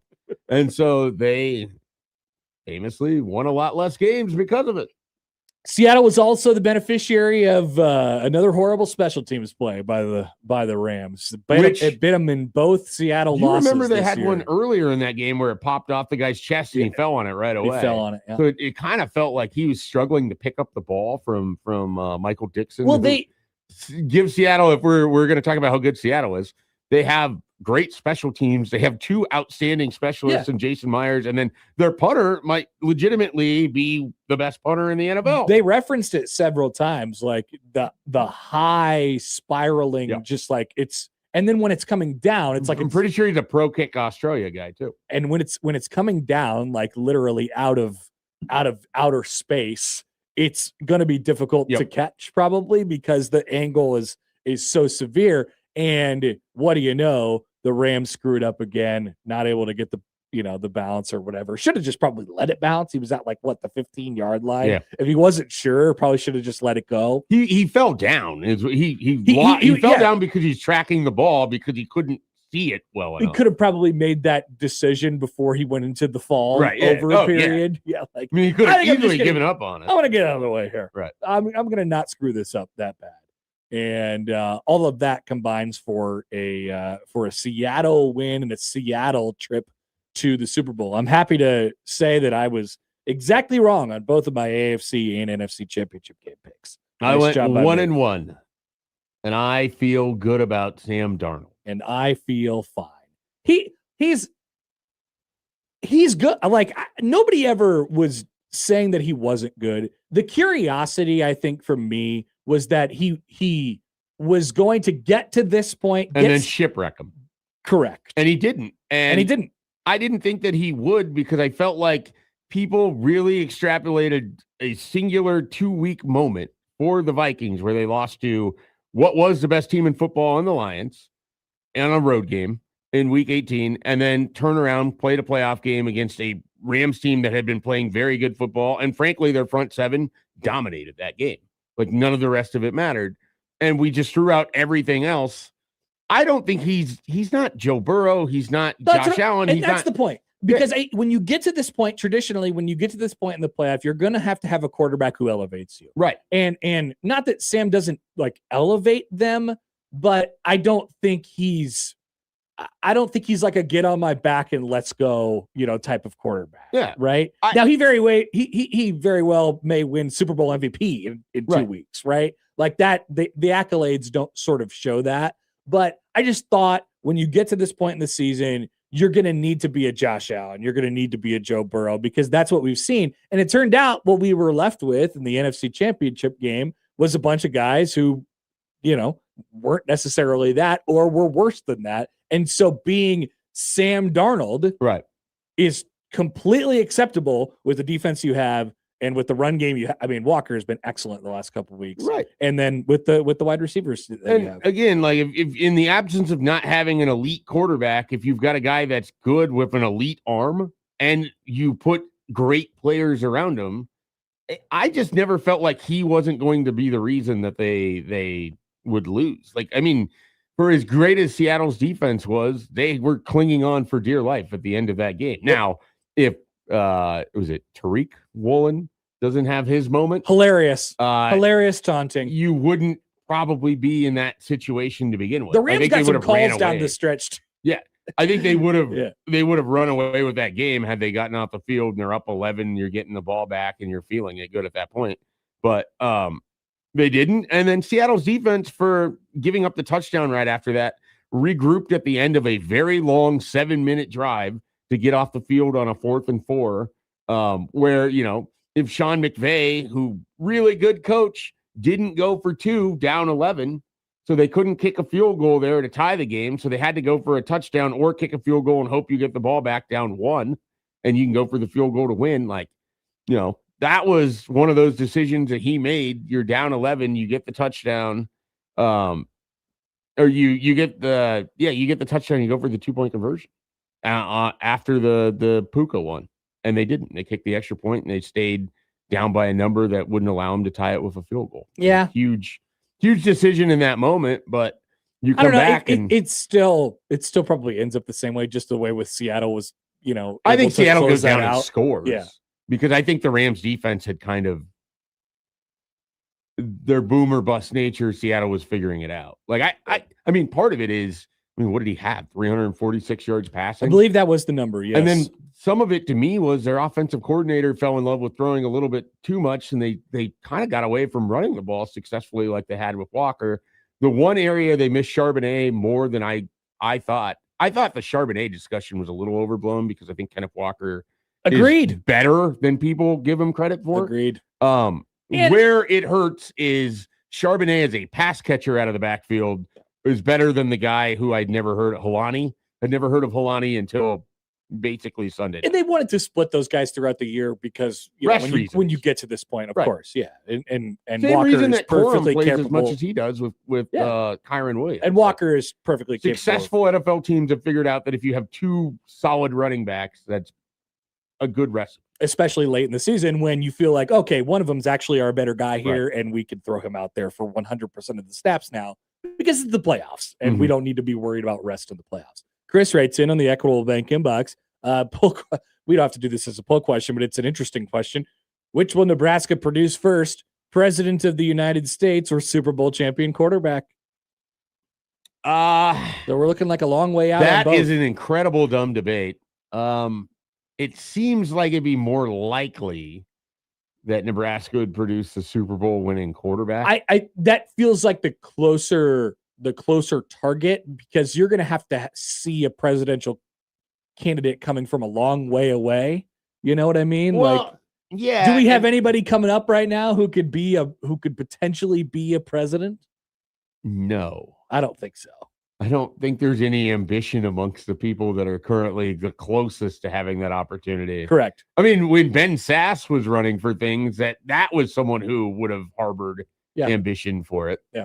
And now, unfortunately for him, his life has taken a huge turn with his diagnosis. So best wishes to Ben Sass. But I don't know of, just following the political discourse that I know of in the state. No, I don't think there's anyone that's. So we're at least, what I'm saying is we're at least 40 years out from having another potential president. Well, and then there's usually to win presidency, you're coming from a heavy populated area, or you're the vice president from a swing state. None of these represent Nebraska, and they're 5 electoral votes. So I think you have to probably go with the Super Bowl winning quarterback, even though that has also not happened. Right. until Tony Calandria. Oh, Tone. He's going to get the job as done. A backup quarterback somewhere, catches on. Awesome. There's an injury, and he has a Nick Foles-esque run. Awesome. Then UNLV could claim him too. Oh, that would be. Yeah, the portal era is going to get messy for these claims. Yeah. I wonder if UNLV, where you start or where you finish. I wonder if UNLV's ever had a president. I don't think so. I would doubt it. I don't think we've had any presidents come out of UNLV. All right, we'll take a quick time out. We will round out the hour with the headlines when we return on 1620 The Zone.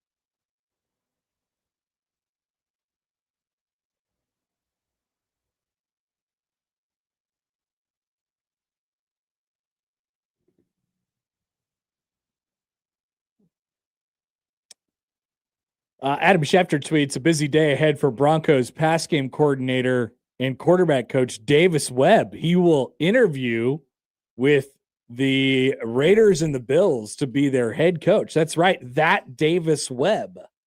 He is going to interview with the Raiders and the Bills today. He's like the favored candidate for the Raiders. So this guy must have been an up-and-coming guy that I hadn't really thought about. People love the work that he's done with Bo Nix to get him prepared for the NFL. Obviously, it's a quarterback-driven league, and so his attachment to that makes him certainly someone that has gotten a lot of run here lately. He was playing for the New York Football Giants 4 years ago. Yeah. Now he's in coaching. Now he's a quarterback's coach and an offensive well, he's not the full coordinator, right? Because Sean Payton's going to call. I believe it's a pass scheme coordinator. Right. Yeah. So which I love. Those designs concepts and puts together film packages. Nice job by Davis Webb, who might end up being the head coach of could be the next coach of Francisco or Fernando. Why do I say Francisco? They're similar names. That's his brother, right? His brother's Alberto. Alberto. Yeah. No, I discovered that after being annoyed by saying it at least twice, I looked it up. Francisco Mendoza was a minor league baseball player. I was going to say, it sounds like a no 90s real reliever. Yeah, he was a reliever. Perfect. And of no real note at all. Yeah. For like 6 years in the 2010s. But Fernando Mendoza, very, very different. He has lots of note. Yeah. And he goes on Jimmy Fallon sometimes and, goes on LinkedIn and posts things and things of that nature. There would be an Indiana president. So if Mendoza wins I think a president has come out of Indiana. Indiana University U.S. presidents. Let's see. Okay, this is going to be, how did I find this before? U.S. presidents from Indiana. Oh, no. Does not look like there is one. There's been sorry, Fernando. Several vice presidents, but none of them went on to be president. So Fernando can't make as much history. And as Benjamin Harrison thought. is from Indiana, the son of William Henry Harrison, but he went to Miami of Ohio. Not an IU guy. Yeah. Interesting. All right, Joey, what do we got today? We need to make Schaefer click on some links. All right, the first headline is TSA's most unusual finds of 2025 include turtles in a bra. I love this list. I have traditionally talked about this every year on the Odd News, so I am interested in clicking. I don't know if you want to give me your click, but we could. I'll let you have the click today. You get the click. Okay. All right. I don't even want to hear the second one. I want to hear the list. What else? Okay. What else is on the list? On the TSA's list? Yeah, on the TSA list. Okay, yeah. let me read through that. So, hold on. Let me navigate. Okay, realistic replicas of explosives are not allowed in checked or carry bags. TSA's federal security director in Idaho says. Hold on. Let me. Okay, the rest of the top 10 were turtles found in travelers' pants and more in another's bra at Newark's Liberty International Airport, a Miami International Airport, razor blades concealed in clothing at Denver International Airport, drug and shoes at Hawaii's Kona International Airport, a knife in a knee brace at Illinois' Quad Cities International Airport, pills in a shampoo bottle at Ted Stevens Anchorage International Airport in Alaska, a knife in a car seat at Dallas-Fort Worth, bullets in a bottle at Miami International, a firearm concealed in a golf bag at Houston. These are all just like bad things inside of other things. Concealed weapons, effectively. Basically. Incredible. I'm glad I clicked. Yeah, because I could have made it a started with turtles and it just ended with a bunch of knives and guns. Yeah, effectively. Wow. And bullets, ammo mostly. But how about that? Razor blades. TSA.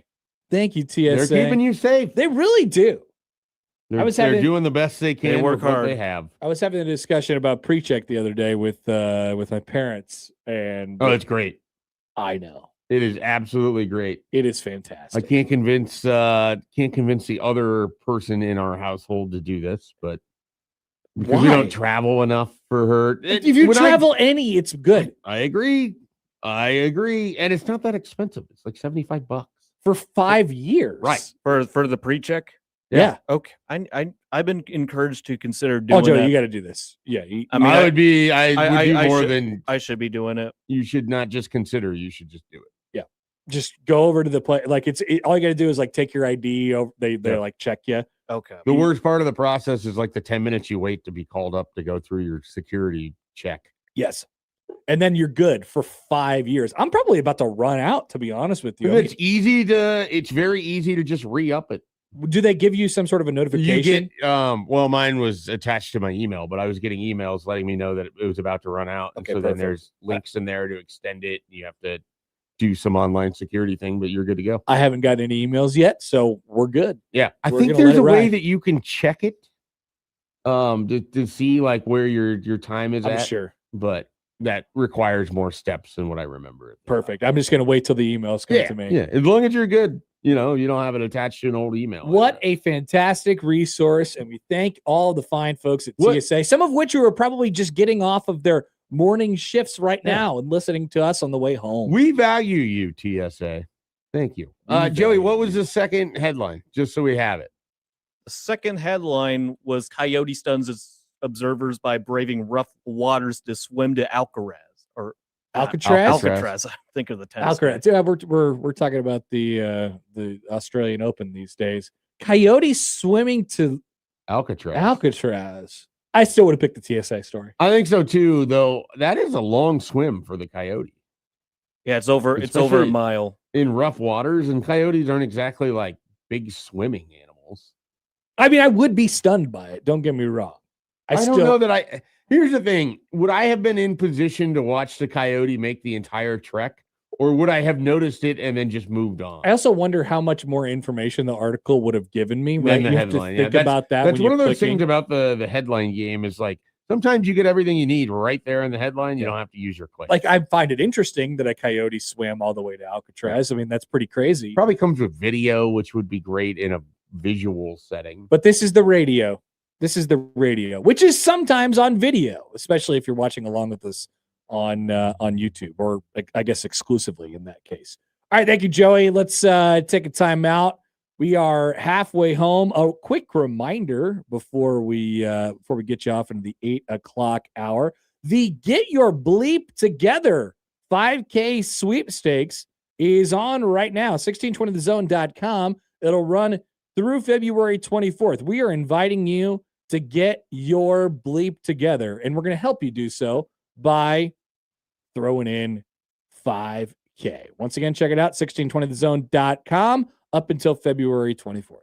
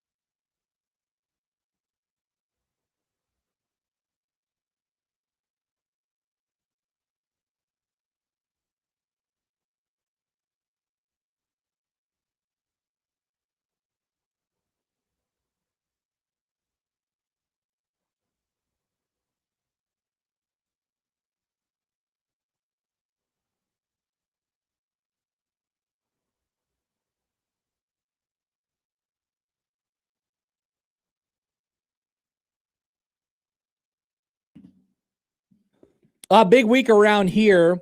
Friday is a big day for us here at 1620 The Zone. We will be out at Hope Lodge, or at least from 10 to 6. We will not be. I guess I will be after this show.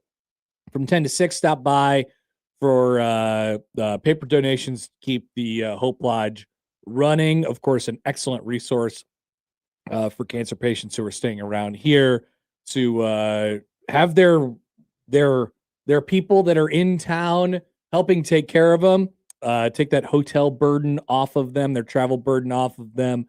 So it's a great place. We'll do that show on Friday from 10 to 6 for the Pink Out broadcast. And then, of course, the Pink Out game Saturday. It's a night game against UConn. So going to be loaded up in there. And Matt and Unsportsmanlike Conduct will have your chance to win tickets into the game this week. Tip-off is at 7 o'clock on Saturday for Creighton and UConn. Creighton plays tomorrow night at, I shudder to say this out loud, 8:30 p.m. What time does Nebraska play tomorrow? They play at 6 tomorrow on Peacock. So we're going to have basketball doubleheader. 5 straight hours of basketball if you guys are interested. I know a lot of people aren't, of course. But the reverse of the championship games. Basically, you'll have the great game, which will be Nebraska and Michigan, and that'll be at 6. Whoa, you don't think Creighton and Marquette's going to be very good? I think it has less chance of being. Well, I don't know. The way that Creighton games have been going, it's going to be close and down to the wire. They're going to be interesting. It would be incredible if weather affects things in the second half of that game, truly. I'm not rooting for that in any way, shape, or form. Lake effects, blizzards in Milwaukee. Exactly. There you go. Anything could happen. It's the Big East. Anything could happen. Welcome to the Big East. But we do go into the Nebraska ball game of the century tomorrow night. We're waiting on the AP poll, which will come out in a couple hours. Nebraska's already achieved its highest ranking in school history and will almost certainly achieve the top 5 today. Should be a top 5 team when the poll comes out. Should be number 5, I would. Should be number 5 exactly, right? Because Houston and Purdue both lost, so they're going to be probably sitting right there.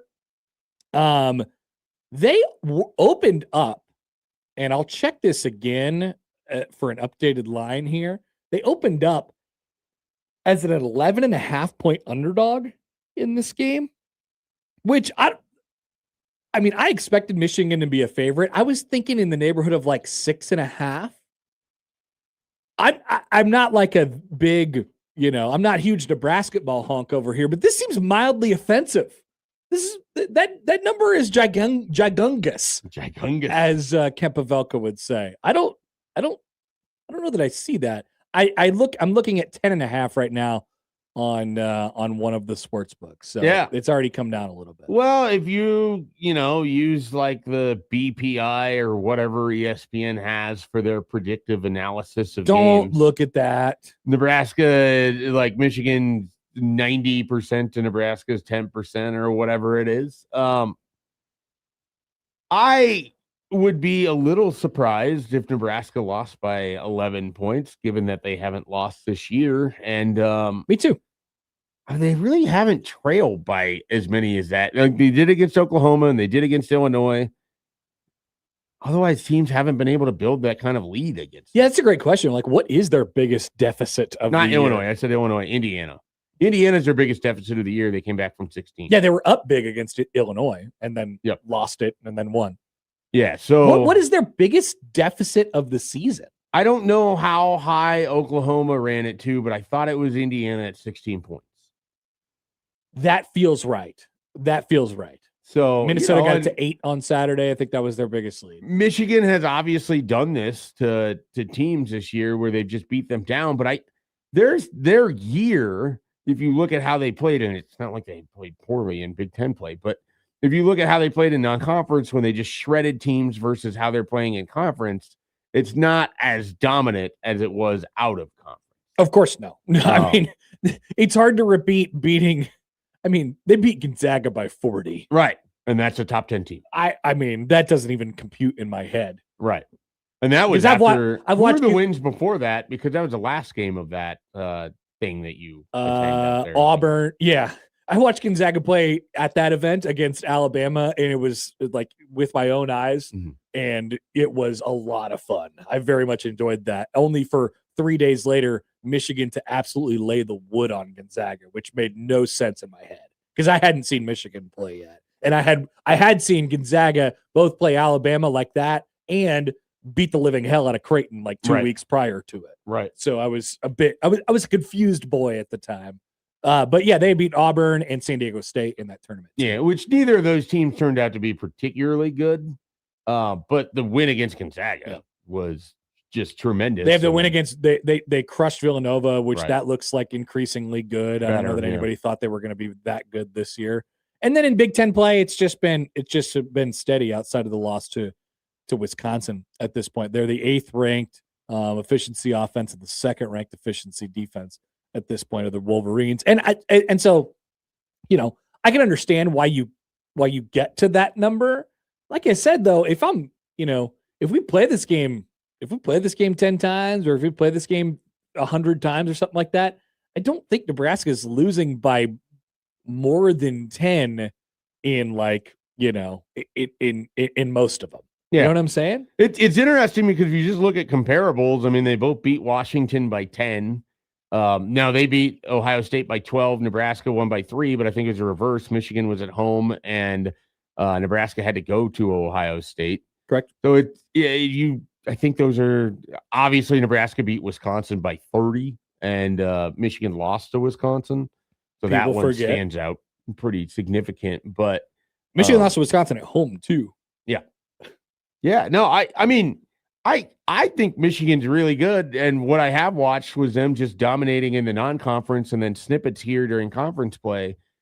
I just would be somewhat surprised if they can just do that to this Nebraska basketball team. It would require a poor shooting night and a poor defensive night, and it maybe that happens. I mean, this is, like I said, yeah, this is going to be the best team Nebraska's played, but it's going to be the best team that Michigan has played. Like, I think this sounds insane, but this is where we are in 2026. I think Nebraska basketball is better than Gonzaga, which I think I've been able to say maybe once ever in the last 20 years of Gonzaga being a household. You've said that? 25 years, somewhere in there. That would be surprising if you've ever said that out loud. Nebraska's better than Gonzaga. One of the tournament years, Gonzaga had kind of an uncharacteristically off year, I think. So 14 or 20. Yeah, or maybe it was even the 2017-18 year, or even 2018-19 when Nebraska was good. I don't recall Gonzaga having any bad years, really, according to my... Well, they've had years where they're winning the West Coast Conference, but they're not like... They've had years where they've been like a 10 seed or an 11 seed or whatever it is. So they didn't make the tournament.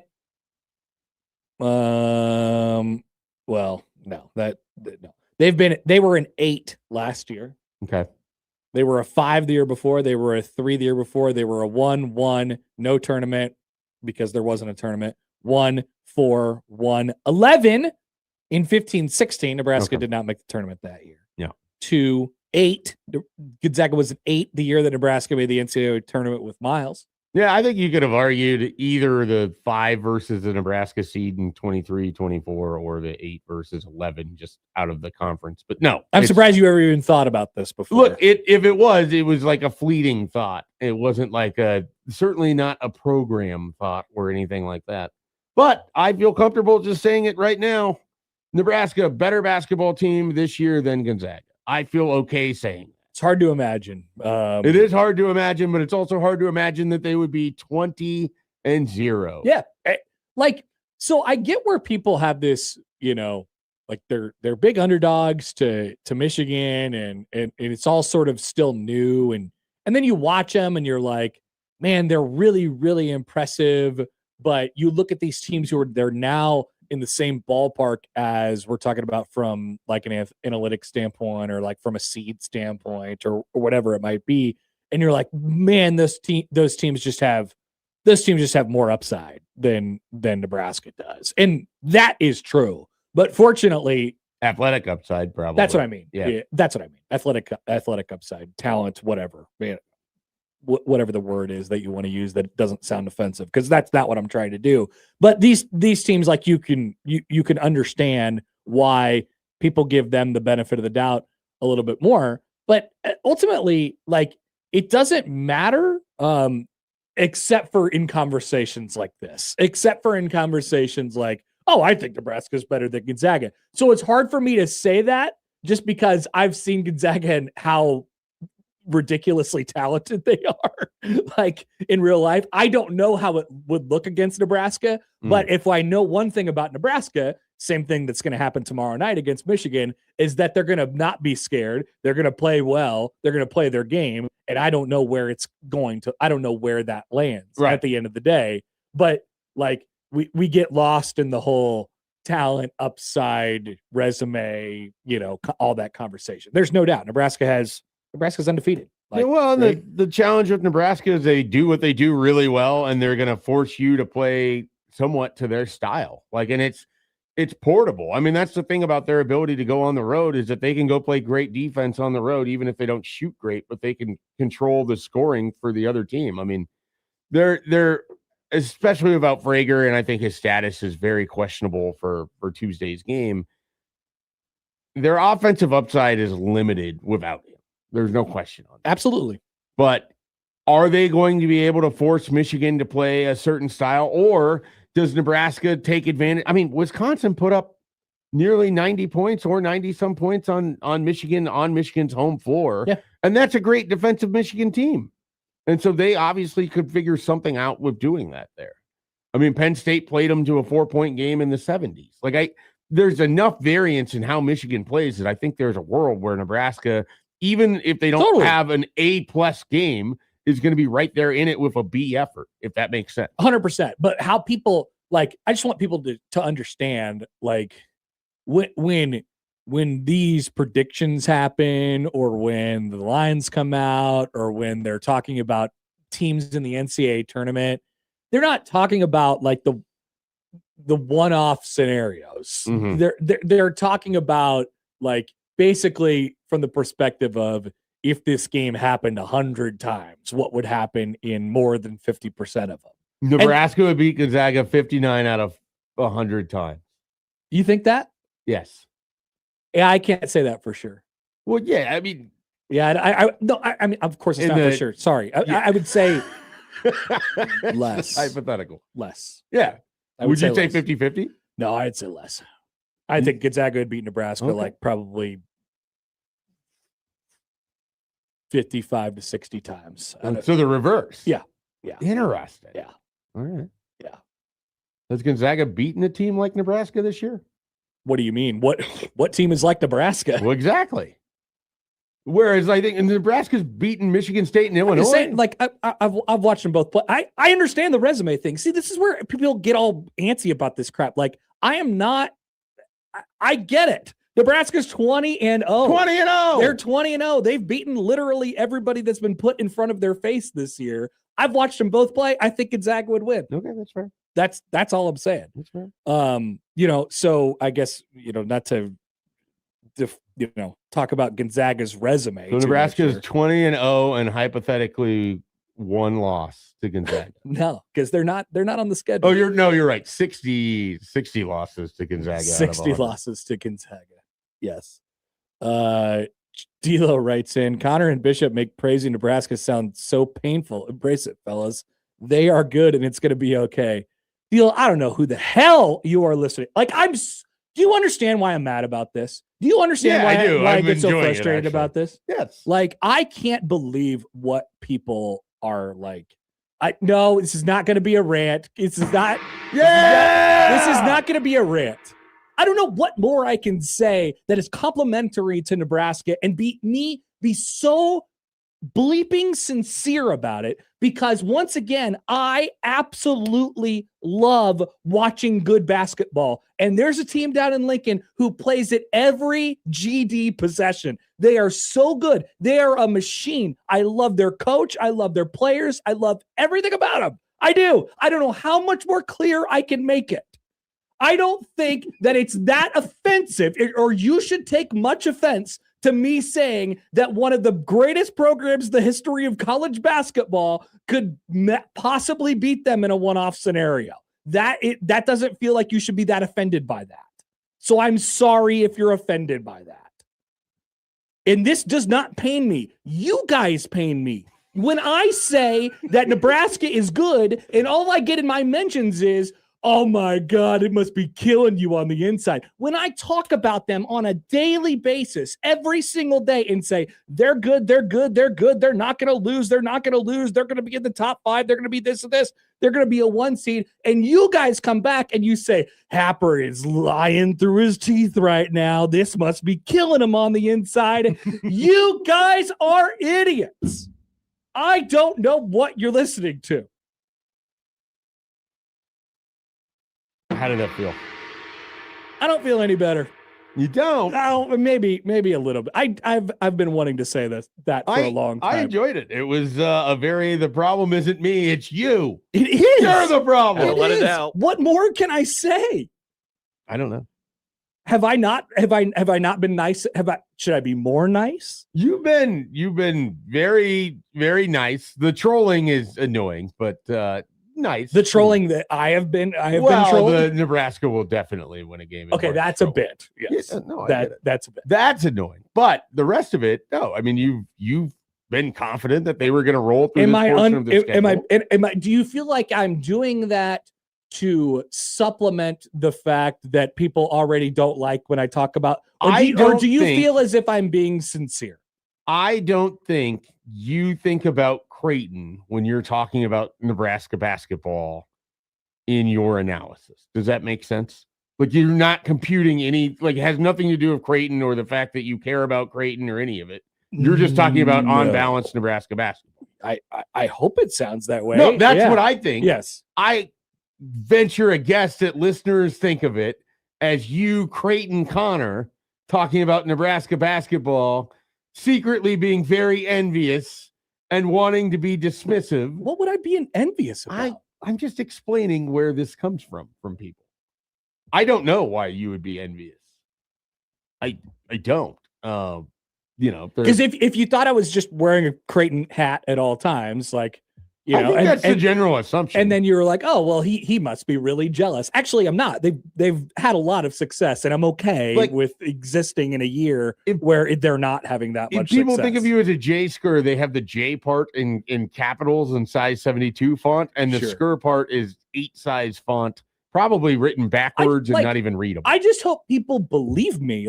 I'm not doing this to blow smoke, and I'm not doing this to change gears or directions or anything like that. I'm talking about them right now because I've been doing a daily radio show in the state for 10 years. I've liked Creighton the entire time. And there's only been 2 or 3 Februarys, late Februarys and Marches where we've really, really, really been talking about Nebraska basketball. It doesn't happen very much. Yeah. And so I love talking about a competitive basketball team. From 2019 through 2022. My God. Those were bad times. Bad times. Yes. So I'm not there's no extra anything here. All right? It's just that's what I see when I watch him play. I'm loving it. D'Lo's probably excited that he triggered me so much, but nice job. You did that. Let's go to the YouTube for some comments and reaction to this. Schaefer has found the source of the problem, and it is Happer. Let's see. An Omaha native that supports both schools. Inconceivable. Didn't Connor go to Nebraska, or did they forget and think that you went to Creighton? The parody song didn't do anything to bridge relations. I'm not trying to bridge relations. People are saying you're paying for the sins of producer Josh. I am not trying to bridge relations. I'm not trying to do anything. I'm not doing it. I'm the opposite of Tim Robinson in that one show. I'm not trying to do anything. This is not me making up for the fact that I know that people know that I like Creighton, so I'm trying to be extra nice about Nebraska ball. That's not what's happening here. I love watching them play. They are a joy to watch. and they'll definitely win an NCAA tournament game. There it is. Let's take a phone call on the Prairie Flower Casino Soda Hotline. Here's Random Mike. Good morning, Mike. Hey, I feel bad for you, but the haters just won't let go. No, they won't. They won't. That's okay. Look, but I'm with you. I know you're not a Jaysker, because I think Jayskers do not like Nebraska. Am I correct? I don't know how to define it, but I guess so. Yeah. But I think you genuinely like you genuinely want both teams to win. Definitely. And me too. But the thing that's really, you almost feel like there's a higher power controlling these things. So this is so unlike traditional Nebraska. And from what I understand, Hoiberg, there's nobody that doesn't like Hoiberg. No, I can't think of one single person who might dislike Fred Hoiberg. Yeah, I mean, there was lots of people last March who didn't like Fred Hoiberg, who has either scrubbed their Twitter or, pretending like they definitely didn't want to run him out of town because he wasn't good enough with Gervais Green and Matej Kavas. Hey, it was pretty bad for a couple years there. No, so that's hey, we don't want to whitewash like what this was at the beginning of his career. But I think on balance, he's represented himself really well. There's never going to be a scandal involving Fred Hoiberg. He's approachable, and he wants to win. The thing you're referring to is the results of what he's doing. But as an individual, I've never heard a bad word. There you go. Yeah, exactly. Definitely not. Yeah, no. And think about it. Here's something that interests me. There was, by the way, listening to Ken Pavelka and Bishop too. I mean, it is entertaining. I mean, these two guys are really something at this stage of their lives, But this Stanford, I think they might have been interviewing his dad. Ken Pavelka might have been interviewing his dad after a game, one of the great games, and it was about how Iowa felt about him transferring. And apparently, the current Iowa coach made some snide remark like, how could you go to Nebraska? It was not complimentary to Nebraska. He did not want him to leave, but he was putting down Nebraska. And I was thinking, would Fred Hoiberg do a similar thing? You know what I'm saying? Or put down the other team in the act of recruiting, negative recruiting. Could you see Fred Hoiberg doing negative recruiting? I doubt it. Not like directly. He would probably say some generalities about the sport and things like that, but not directly. Yeah, I think he'd be a big, we'd wish you well wherever you end up at. We think we've got a great path. It's like for always you here. always doing the right thing. But the point of what I'm saying is the higher power controlling all these things. Because think about Nebraska football right now. Our 5-star coach is leaving, and our 5-star quarterback has left. I mean, it doesn't get much worse than that. You got a coach that he's a good guy, and you want him to do well, but things could not have ended worse. And if you do want to get rid of him because he's just not doing the job, how much is it going to cost us? Well, it would have been $48 million, and now we're up to $60 million, something like that. I mean that's obscene. 72, maybe it's 72. I mean, some of it is irrelevant because it's not happening anytime soon. But because he's too big to fail. I mean, I wouldn't say too big to fail. He could definitely still fail. $70 million is too big to fail. Yeah. We're not A&M where you can just throw this stuff around, But so, I mean, one is so negative, but this is so positive. Now, how far can it go? I mean, if you look the talent on our team, the guy that I'm hearing that they say, well, this guy is a pro or this guy could be a really good NBA player. There's only one guy you hear that about, and it's Frager. Am I right? Yeah, there's going to be some buzz about some other guys if they continue to have success. Like Sanford. I would think Sanford's someone that at least would have a shot to be like a second-round developmental guy. Right. But in terms of the physical ability, he's the guy you hear about, right? And I'm sure they're thinking, we'd love him for Michigan, but we want him for the long term and later in this year, and we're probably not going to go undefeated anyway. So you would think that even if he could play, is it tomorrow the game? Yes. Even if he could play, they're probably going to say no. We're not going to. If there's any chance it's going to hurt him to come back a little too early. You don't think he's going to play, right? I don't. That'd be my guess at this point. I don't think they'll play him. I think the hope is the Illinois game, but that's just a guess. No inside info. but I'm with you guys. This team is just fun to watch, and it's so different than Nebraska in the past. Everything's on its head. But it's like this is what we hope with Hoiberg coming, and they always said he's the offensive guru, and it looks that way. And we got a defensive guru, and they're doing better against the three. Although I did think in that second half, the other team missed a lot of open shots. It wasn't like they were covered. I mean, do you agree that they just missed a lot of shots? Yeah, and we were kind of fortunate. Yeah, and Mike, we'll let you go, but thanks for the call. Appreciate it. You got it. I think that's part of the system also. Some of it is that Minnesota made more shots than they're accustomed to making in the first half, and Right. these things tend to average out to why they were like a 30% 3-point shooting team to begin with. But if you get a little bit more teeth on those closeouts, all of a sudden you'd be surprised at how many they start missing. Yeah. And that's what they've done to teams over the last couple of years, just in spurts though. And now this year it's like a constant. It's all the time. And so you have to figure out, you have to equal them somehow in order to beat them. You have to equal them in like in the focus and the connectivity and all that stuff. It's just really hard to do. That's one thing they are no. If there was a Ken Palm rating for focus and connectivity, Nebraska is number one, adjusted efficiency in the country. That's one thing that they do better than everybody else. And so they'll have that for them in their back pocket for the remainder of the season. I think one of the things that makes Nebraska so dangerous and why they're undefeated and why they're a top 10 team is that they can win in a variety of ways. We saw them win in a fight against Michigan State in a close and late game at home. We saw them win in the 80s against Illinois on the road, in a tough environment. Late game execution is not just about making shots. It's about doing every little thing right. It's about not allowing yourself to be in a position where you have to, they had the one game against Indiana and I guess Oklahoma early in the year where they had to come back from whatever it was. But for the most part, they don't allow other teams to go on runs because they don't have the big scoring droughts, or they don't allow like a 14-0 run on them very often. Right. Exactly. And it's hard. It'd be difficult to do that. So tomorrow night, we'll of course talk plenty more about Nebraska and Michigan tomorrow on the show. But let's take a quick break. Tim Verghese is our next guest. We'll get caught up on what the activity has been for Nebraska over the last week or so. Coming up on 1620 The Zone.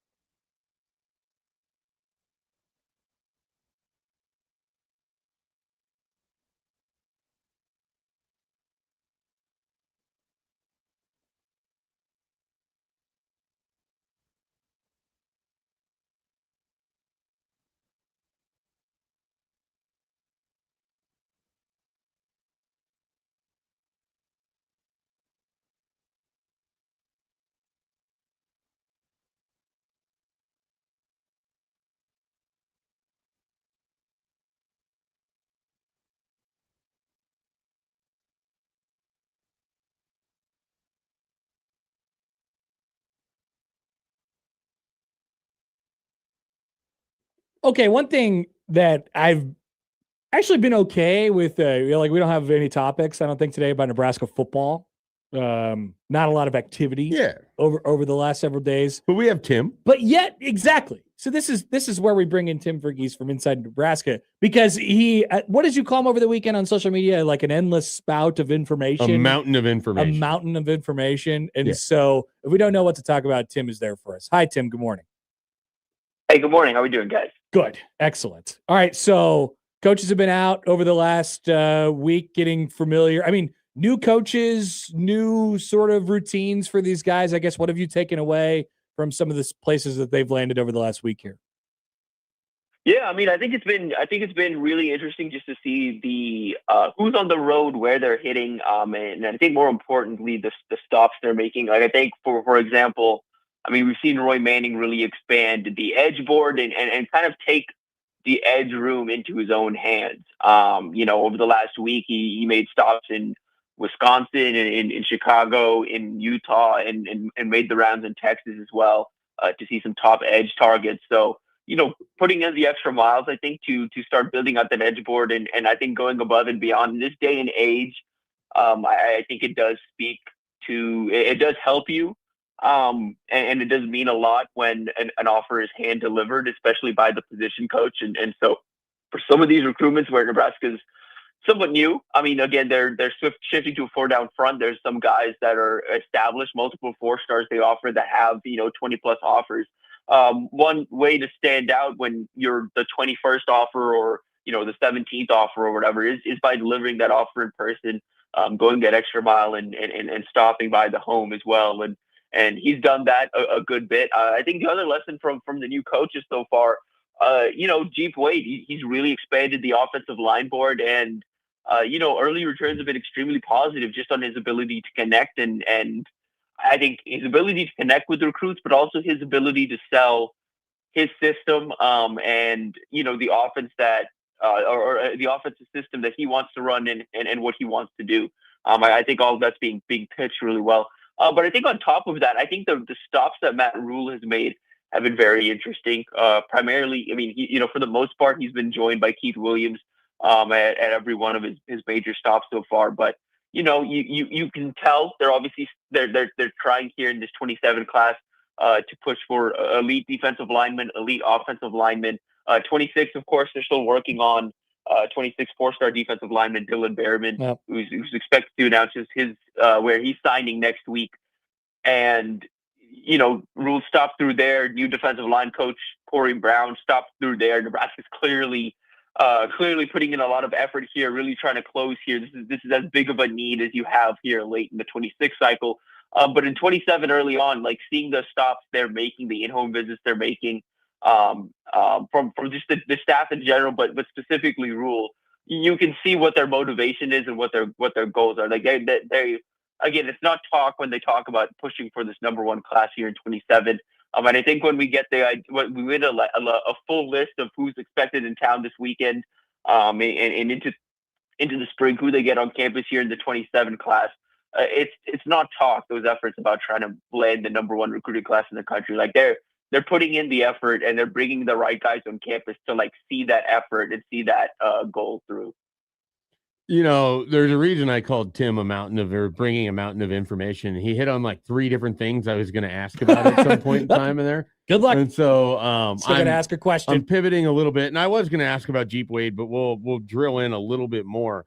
This was not a guy I think when hired was expected to be as big of a boost on the recruiting trail as what it's looked like so far. Why do you think the recruits on the offensive line have responded to Jeep Wade as much as they kind of have so far? I mean, it was kind of thought that Lonnie Teasley was going to be more of the recruiting teeth of that dual operation, and it seems like the response to Jeep Wade appearing at all of these stops of top offensive linemen has been met with a lot of enthusiasm from those that have visited with him. Yeah, I think in general, there's been a just sense that his system works. I mean, the proof's in the pudding from just his stops along the way.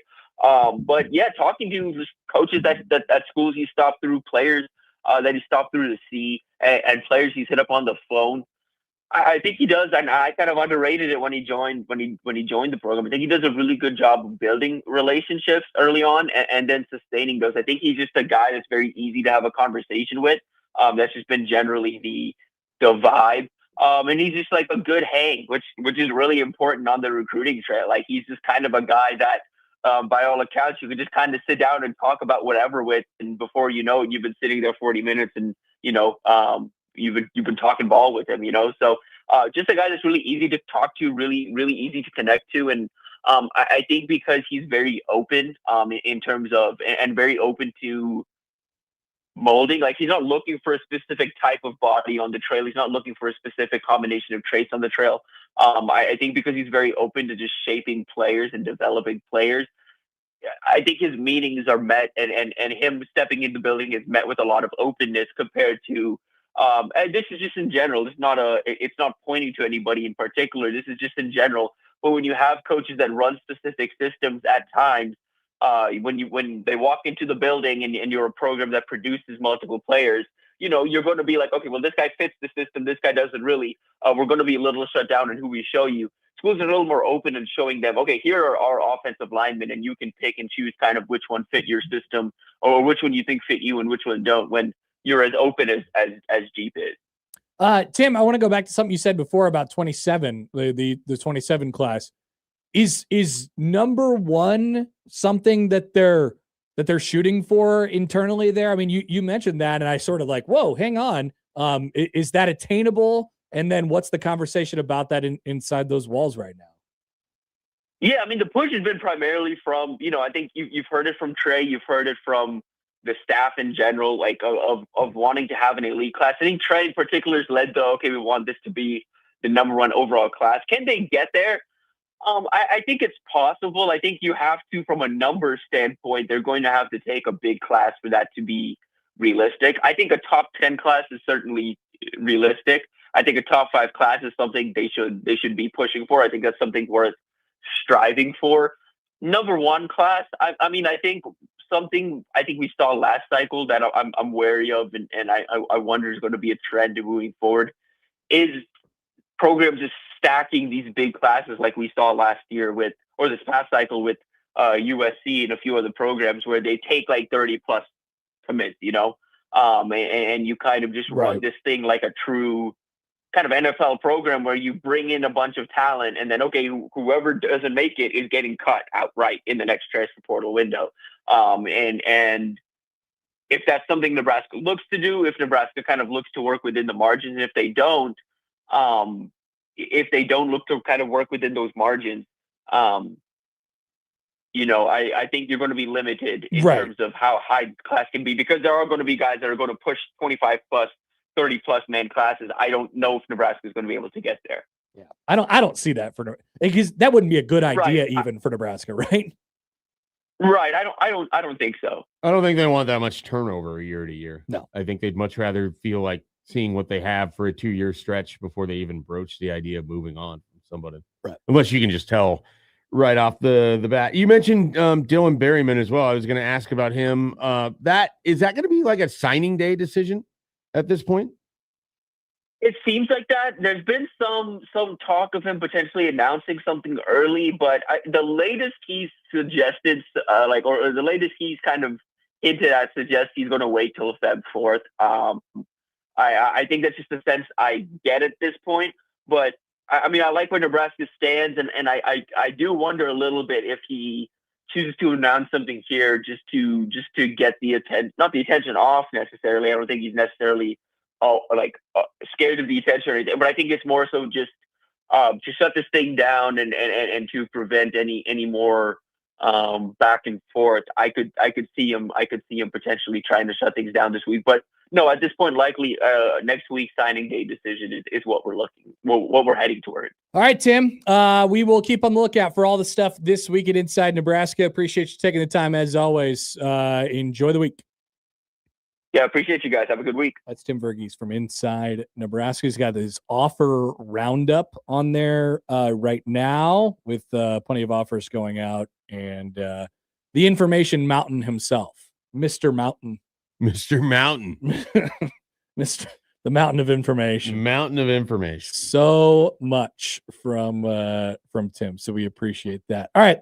When we come back, I'm going to take a couple minutes and talk about something that I feel like needs to be talked about. This went viral, I guess, on. I am coming into this purposely as cold as possible outside of the synopsis of which you provided. Really? Yeah. That actually tracks on every level. Yeah. So Schaefer there was a viral clip going around on Friday involving was it Friday evening? I think so. I never was going to see it. Right. Okay. So that I suppose that makes sense. Involving it was a youth basketball game, and then a fight broke out, and there was some stuff going on afterwards. So we're going to play that video for Schaefer for the first time. Right. When you said the video was going to be there, I'm like, all right, I'm going to come in completely cold. We have a full breakdown when we return on 1620 The Zone. Excellent.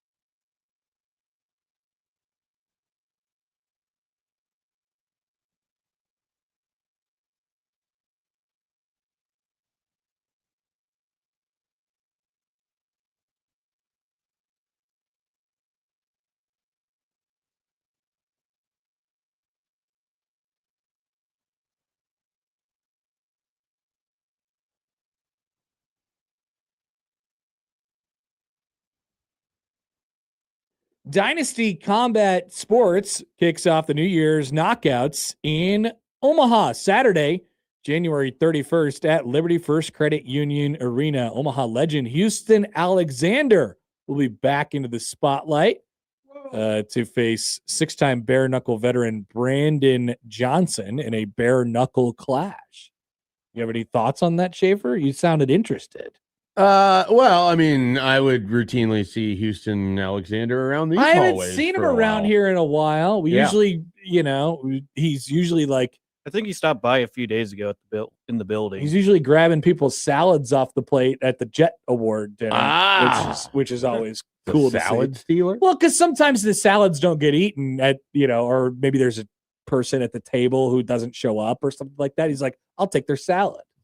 Wow. And that's what Houston's there for. And to bare knuckle box. Yeah, those are two, seems like a wildly different, paths of life. There is a professional flyweight fight. There is a amateur bantamweight title on the line as well. And Matt will have tickets to win your way into Dynasty Combat Sports New Year's Knockout Saturday, January 31st at Liberty First Credit Union Arena. He will have that opportunity for you this week. Okay. To the video we go. All right. So many have probably seen this already, but I can assure you Mike Schaefer has not. Here we have, this is an elementary school basketball game in Eastern Kentucky. The fourth graders, I think. I don't know what grade it was. Okay. You might be right on that. It is in the eastern part of Kentucky. The two teams here are Emmalena Elementary and Carr Creek Elementary. Apparently, this is the Knott County Basketball Tournament Championship game, which is streamed for folks who want to watch and can't be at the game on Facebook and probably YouTube, I'm sure, but definitely Facebook for the great people of Eastern Kentucky. And it was a lead for Carr Creek in the ball game, and then this happened. James, this go get Justin.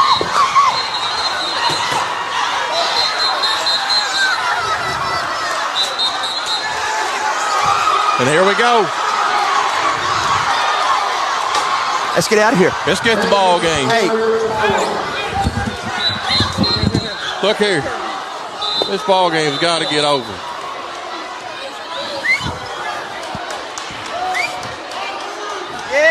Yeah, let's go. This game's over. Ain't no sense doing this. We'll get somebody hurt bad. This game's over. Yeah, you can't get this. This game's over. And they just tased dry. This ball game is over.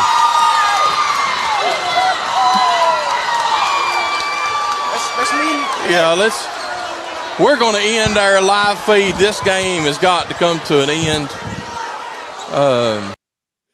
There you go. And the live feed did indeed end after that. So got the line to come to an end. The line from it, of course, was you could hear it maybe a little bit if you were listening closely on the radio. You definitely saw it if you're watching along with this on YouTube today. But the click of the taser to the thud of the man hitting the ground, and then the broadcasters saying, "They just tased Ryan." Yeah. Well, they just tased Ryan. I guess we got to go. We got to get out of here. And then the crowd went wild after Ryan hit the deck after he got tased at this elementary school basketball game. You get the feeling that's not the first time that he's been tased? No, he took it like a champ.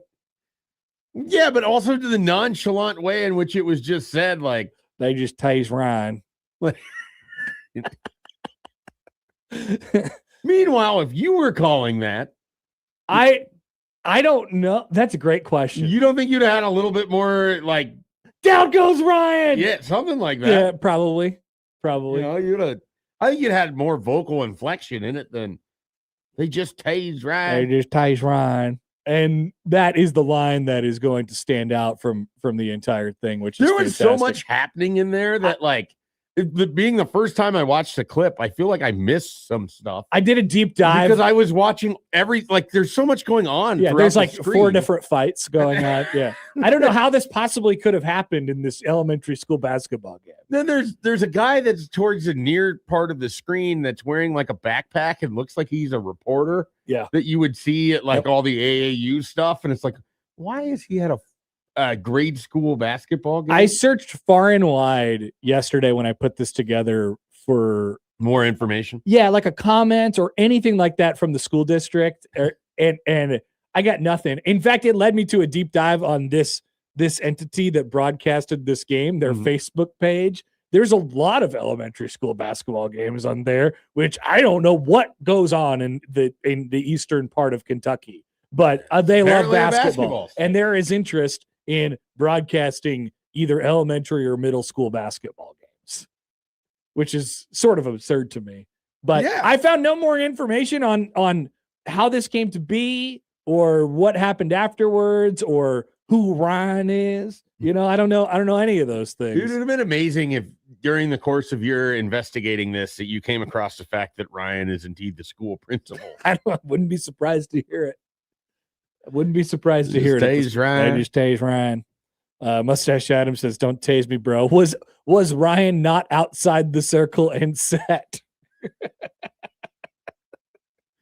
Great. Certainly wouldn't have called it a flop at the end. He's outside the circle and he was set. Mustache Adam also says the title for the Chicken Nick pod is "They Just Tase Ryan." Well, deservedly so. I'll have to probably listen to that at the way home and see what they do with it. They just tase Ryan. They just tase Ryan.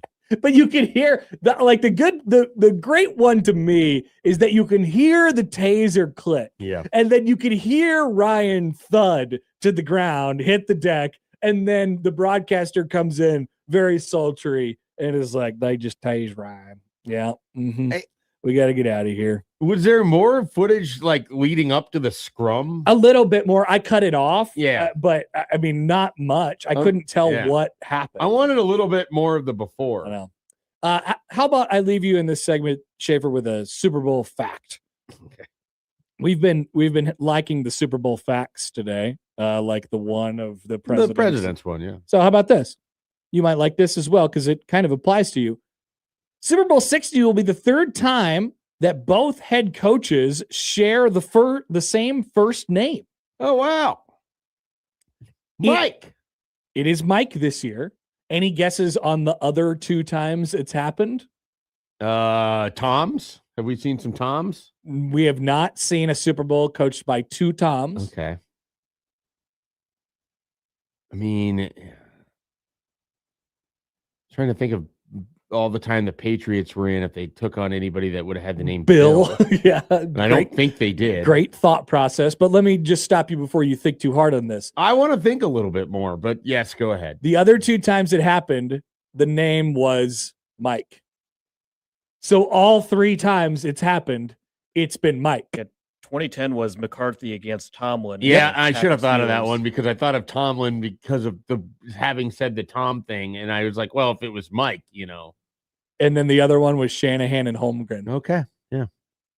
All of them happening in my lifetime. Look at this. What a day for Mikes. Yeah. What a time to be a Mike. This is a good way to jump off on this as we exit out of this hour. But my son, who is not yet 2, has taken to just randomly calling me Mike. Oh, no. Because he's just picked up, like, basically my wife says it. And I feel like when she says my name, it's usually like not in a situation that's good for me. And so then now Hudson will just drop this intermittently and he'll just look at me and be like, Mike.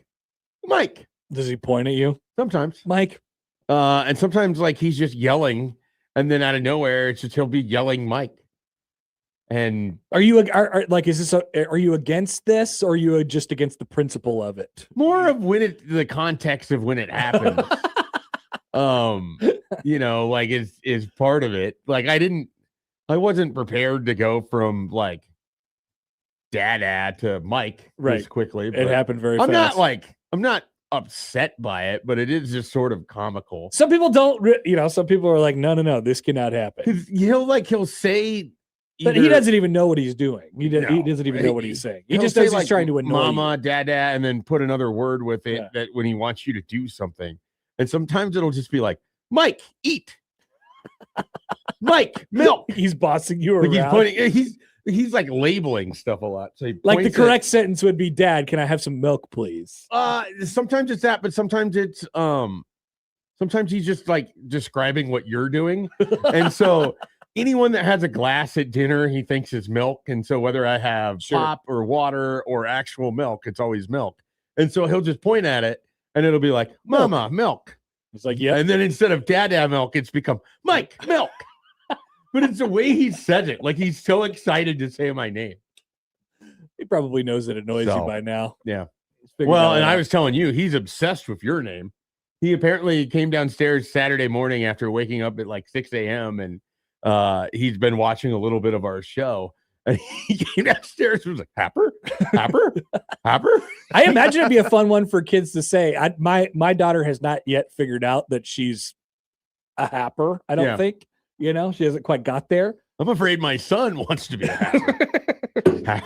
Happer Dada? Happer Dada? All right, we'll take a break. 9 o'clock hour. We'll still be joined by Michael Bruns from Husker 24/7 coming up in about 15 or 20 minutes. We're back after this on 1620 The Zone.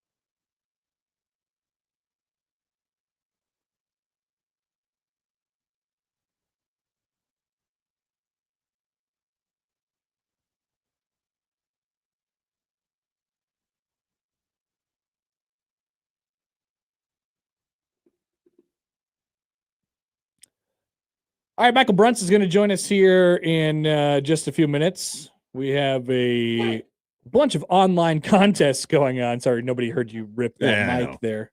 Hey, someone said, Chad says on Twitter, Mike, Meatloaf. Basically. Mike, that's my desk. That's what my future is. Coming up next. But anyway, online contest right now, 1620thezone.com. Journey. George Thorogood and Chris Stapleton all going on right now, 1620thezone.com. You could enter to win. If you're interested in going to a concert at any point in the next couple months, we are Omaha's concert station. There we go. Nobody's come up with that tagline before. You know what certainly not a sports radio station. What was your first concert? That is a great question. I don't I don't know that I went to a concert until like high school. Maybe. Yeah, I mean, I didn't go to a concert until late high school. I was like 10 years old. It may have been. It may have been. You lived in a population center. I did not have that. Someone. I had the county fair, and those were not true. my. That was not my. That is true. Spot. My friend's family took us all to a Styx REO Speedwagon 38 special combo concert. Wow.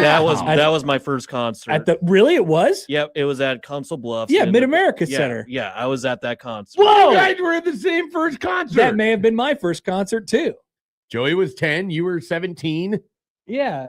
I don't know what year it was. You were 10? Yeah, it was like 2009, I think, around 2009 or 2008. How old are you right now?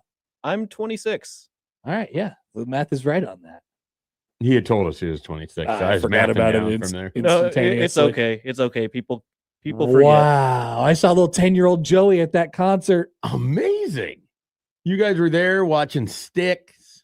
I was loving the songs. I did love Styx 38 Special and REO Speedwagon. Yeah. I was mostly probably thinking about REO Speedwagon when I was there.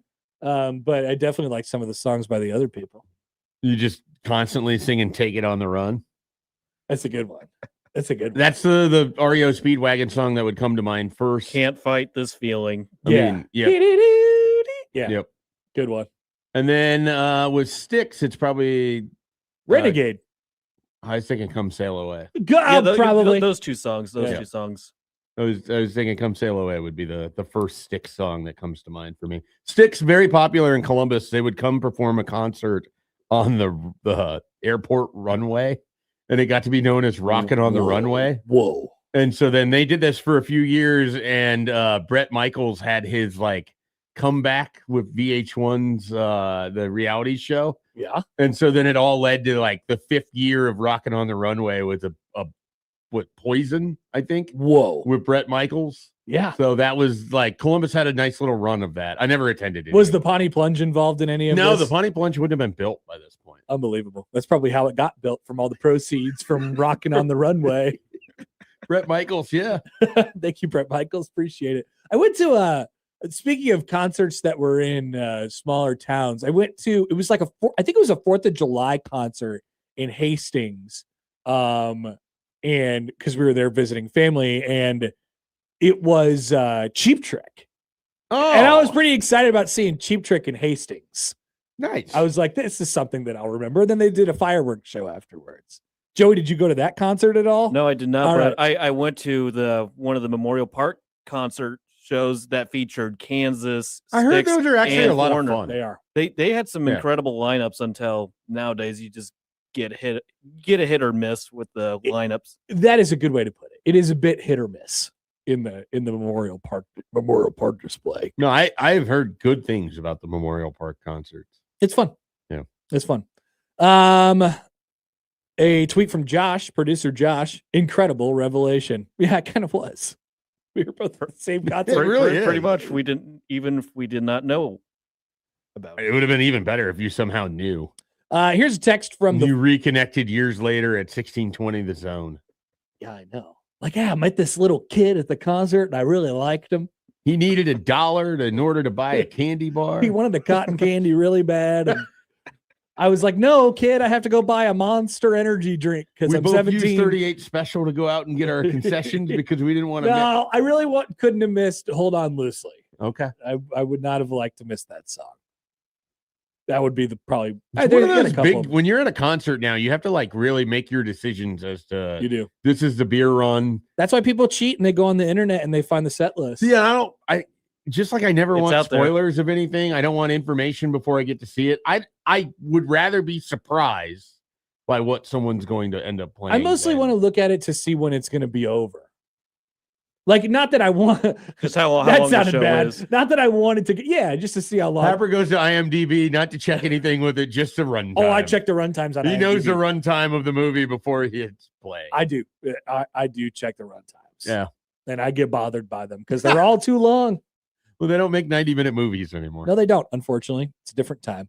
I got a text from Mike on the text line. Mike! Good morning, Connor and Mike. Can we talk about Nebraska basketball on Fox Sports being named the number 5 team in the country and how important that is going to the Michigan game, and the update on Frager's ankle? Well, there is no update really on Frager's ankle other than he didn't play and he's day to day at the moment. I imagine Fred talks today at 11:25. I'm sure he'll be the second question he's asked. I imagine he will miss Tuesday, but that's just a guess. Yeah. That's just a guess at this point. Also, how important is it that they're number 5? I mean, it's not like important at all, but it is cool that they will be number 5 today. I wasn't able to watch. Like, I watched the game on Saturday, but I wasn't somewhere where I was like listening to the sound of the call. People seem to be unhappy with the commentator. So it was Phil Martelli, right? And it was also the Twins. The Twins broadcaster was the play-by-play guy, right? Corey, whatever. Provis? Yeah. I think that's what someone told me. Let me check that real quick. Seamus's notes. It was Corey Provis and Phil Martelli. Yeah. So a lot of complaints in my group text about this crew. So Phil Martelli, like, it felt like that he was actually outwardly rooting for Minnesota. That's what they were saying. And people say that sometimes because Kevin Kugler famously roots for not your team. Kevin Kugler he doesn't. But like, people say that all the time about him, and I often wonder what they're listening to. Like, what are you talking about? In this case, I heard it. Yeah, and it would have to take a lot in order for me to hear it, obviously, because I famously hate Nebraska basketball. People, well, because you're also rooting for I Minnesota in that scenario. Exactly. So if I noticed you to pick up on it, if I noticed it, then many must have noticed it. You would think that Phil Martelli had like coached Minnesota for a significant portion of time, and he had not. He was the acting head coach at Michigan for a time when Juwan Howard was out, but and he was the coach at some other places. But man, Juwan Howard, yeah, what an experience that was.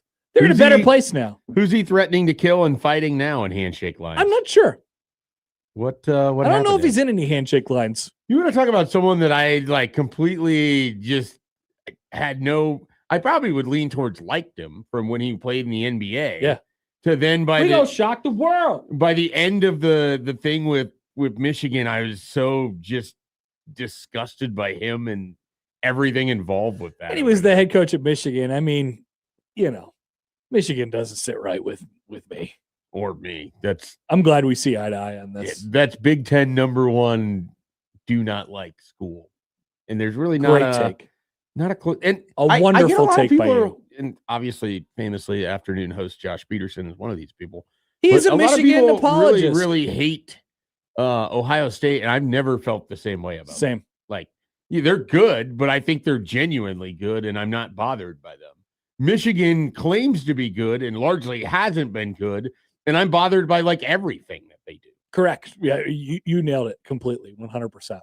By the way, we are watching 96. Why? Well, I don't know why we're watching all-time games. Does Pettit have a no-hitter? I don't know, but it's a Royals-Yankees game from 1996, and it looks like it's very early in the season. It might be an opening day, and I think 96 is the first year of Derek Jeter, so it's the first game of his career, maybe? Snowing. Maybe they're playing snow games. Oh, that'd be fun. We could get the one from, I think it was like snow games. 2020, Miguel Cabrera hits a home run in the snow. Ah, yes, that was a good one. Yeah, against Cleveland. I remember that. By the way, should we talk about this real quick before we take a break? Absolutely. While we're talking about Nebraska ball, did the memes go too far on Saturday? I famously not online, so I am very aware of the Nebraska meme army. What happens when the memes are the point of a meme is that the meme is topical, and it's funny because it's something that people have mentioned recently, or it's a deep cut of something, or whatever it might be. It's a like topical meme. The Cale Jacobson science fair picture. Yes, very funny, and topical because that had just been sent out there by Nebraska. What happens when it's too topical? What happens when the topic is not very fun. Not very fun when at it all. gets too real. When it gets too real and there's references made probably too directly in the comments of the memeing. Not great. No, probably not. But you know, are you going to put these up on the screen for the listeners? I am not. I saw them, and you know, like I get what they're doing, right? It's topical, but it's probably nothing to make light of in that situation. Okay, so there you go. We have commented and we have ruled on the Nebraska meme army probably a little bit too far, but ultimately you were in a situation where it was, you know, there was always probably going to be references to what was going on over the weekend. And then it escalated. And it just so happened that Nebraska was playing Minnesota and all that stuff just filed in to that situation. It did not look particularly pretty at the end of the day. All right, now we have ruled the meme police can leave. We'll take a break. Michael Bruntz will join us on the other side. We still have plenty more to come on Happer and Schaefer on 1620 The Zone.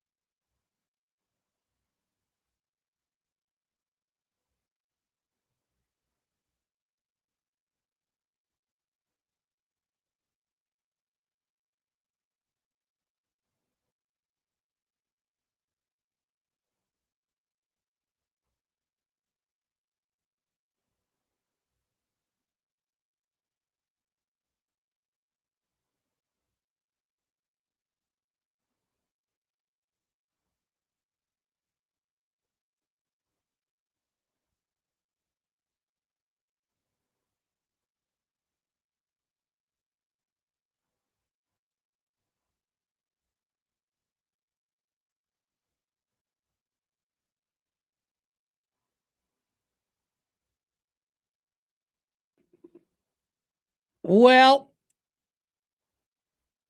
Michael Bruntz is joining us now on the Prairie Flower Casino Zone hotline, and his NFL team's rooting interest is, I think, come to an end, right? We're not going to continue on with New England at this point, and I can't imagine that you're a huge fan of Seattle either, right, Bruntz?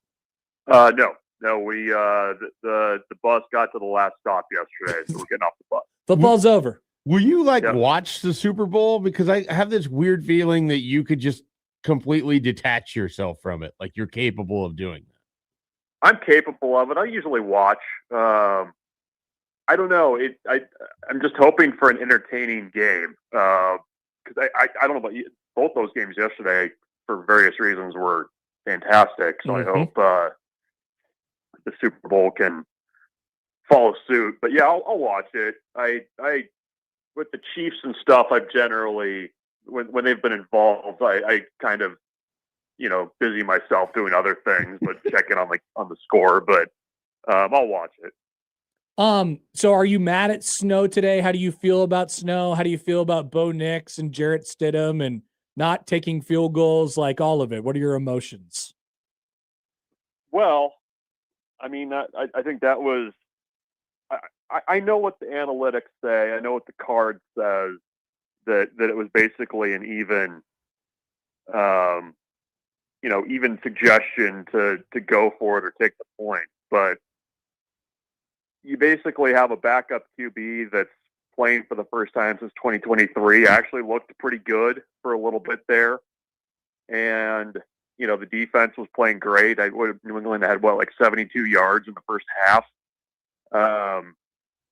You kind of put the card off to the side at that point, and you just take the freaking points. Yep. I don't know. The decision was bad enough. The play call and the execution that followed sucked too. So,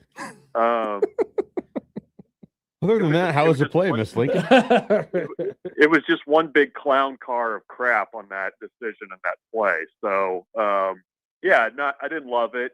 10-0 feels pretty good at that point, I think. And then whenever the skies opened and everything, I think 10 points would have felt pretty good there. So didn't love the decision, put it that way. Do you think that Bo Nix would have been capable of getting the Broncos to 14 points in that game? Yes.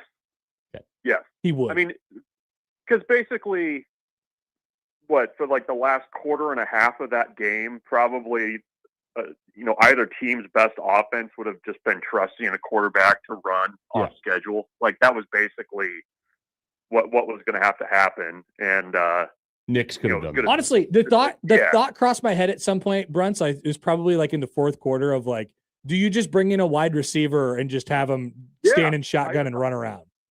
I thought that too. I was like, why just go Wildcat and hope something breaks loose. I mean, or do some kind of route where you're able to kind of get everybody's attention focused elsewhere and leak your quarterback out somehow. And that's what May did to get him down in the basically into the red zone on that one before it really started dumping snow. So I think Bo Nix could have easily done that. I would have felt good with him in there even when the weather turned to crap. So I don't know, but the whole season, that game felt very similar to how a lot of Denver games had gone, where there was always one or two just mind-numbing decisions that were made, and somehow they were able to escape, and they just they ran out of rabbits in the hat, I guess, or the rabbit was dead. That was the problem. Well, the rabbit out is dead. The rabbit was dead. I've never heard that analogy before. They pulled the rabbit out of the hat, and the rabbit's dead. It was like something he took from The Simpsons. Brunts, so Nebraska basketball gets to 20-0 with the win against Minnesota. When you were watching that game, when you were watching that game, I mean, they're down 6 at half. Did you watch the cinematic recap? Yeah, I did. I did. 2, what? First off, by the way, what kind of a locker room is that? Yeah, it was a hallway. It felt like it was the locker room used in the movie Hoosiers. It was kind of tight, smaller, and maybe. Condensed. Yeah.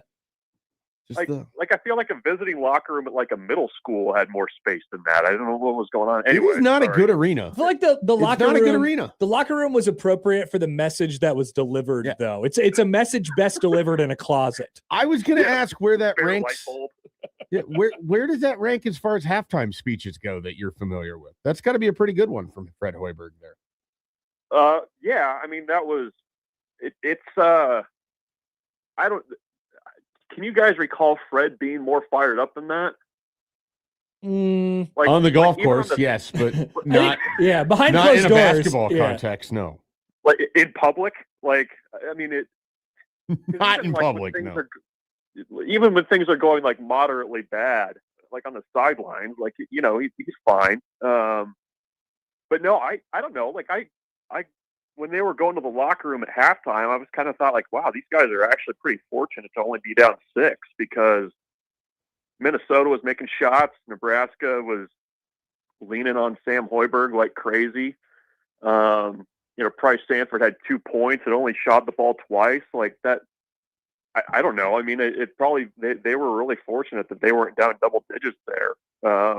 And I don't know. I mean, Nebraska's kind of had some of those sleepy starts, and I don't know that was what that was, but the speech obviously worked because they guarded like crazy in that second half. I mean, aside from what Sanford did and finally getting him some open looks, but yeah, I don't know. I mean, it was kind of the perfect speech for the moment, I think, because it wasn't looking good. And even the score at that time, I thought, man, they got to be really careful here because it was not looking good and pretty uninspired. Bruns, has the on basketball has the national perception or the public perception on Nebraska ball caught up to the results, caught up to the numbers at this point? I saw you did the analytics, the preview of the rest of the season here. Like BPI, it's sort of starting to even out a little bit, right? Yeah, no, BPI. I think they've still got Nebraska in like the high teens, which is interesting. But a lot of the future matchups were it was a lot of coin flips. 3 or 4 games ago, and I think there's only 2 games right now that Nebraska would not be considered the favorite in, according to the analytics. There's a couple coin flips in there, like the road game at Iowa is one of those. I'm trying to think what else. Purdue at home. Actually, Nebraska's, that it would be favored, I guess, in that game, according to the computers, to win that one. So I think it's caught up a little bit finally. With the humans, I don't know. I mean, I feels like the stretch coming up with, Michigan, Purdue, Illinois. I mean, I think that's going to be that's the stretch where I think a lot of people are expecting Nebraska to trip up and revert to the mean, I guess, but whatever that means. But, I do think, though, I mean, when you start looking at that schedule, the road games look pretty favorable the rest of the way for Nebraska. Your toughest games are at home. So there's a pretty good runway there to keep this thing rolling, especially once they got through this kind of last tough stretch here.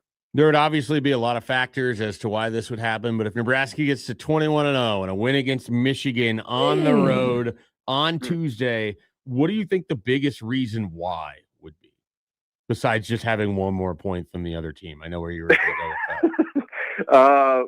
No, I mean, I think you're going to need a couple things. You're going to need to defend like crazy, and I think you're going to need kind of one of those Price Sanford first half at Illinois type performances.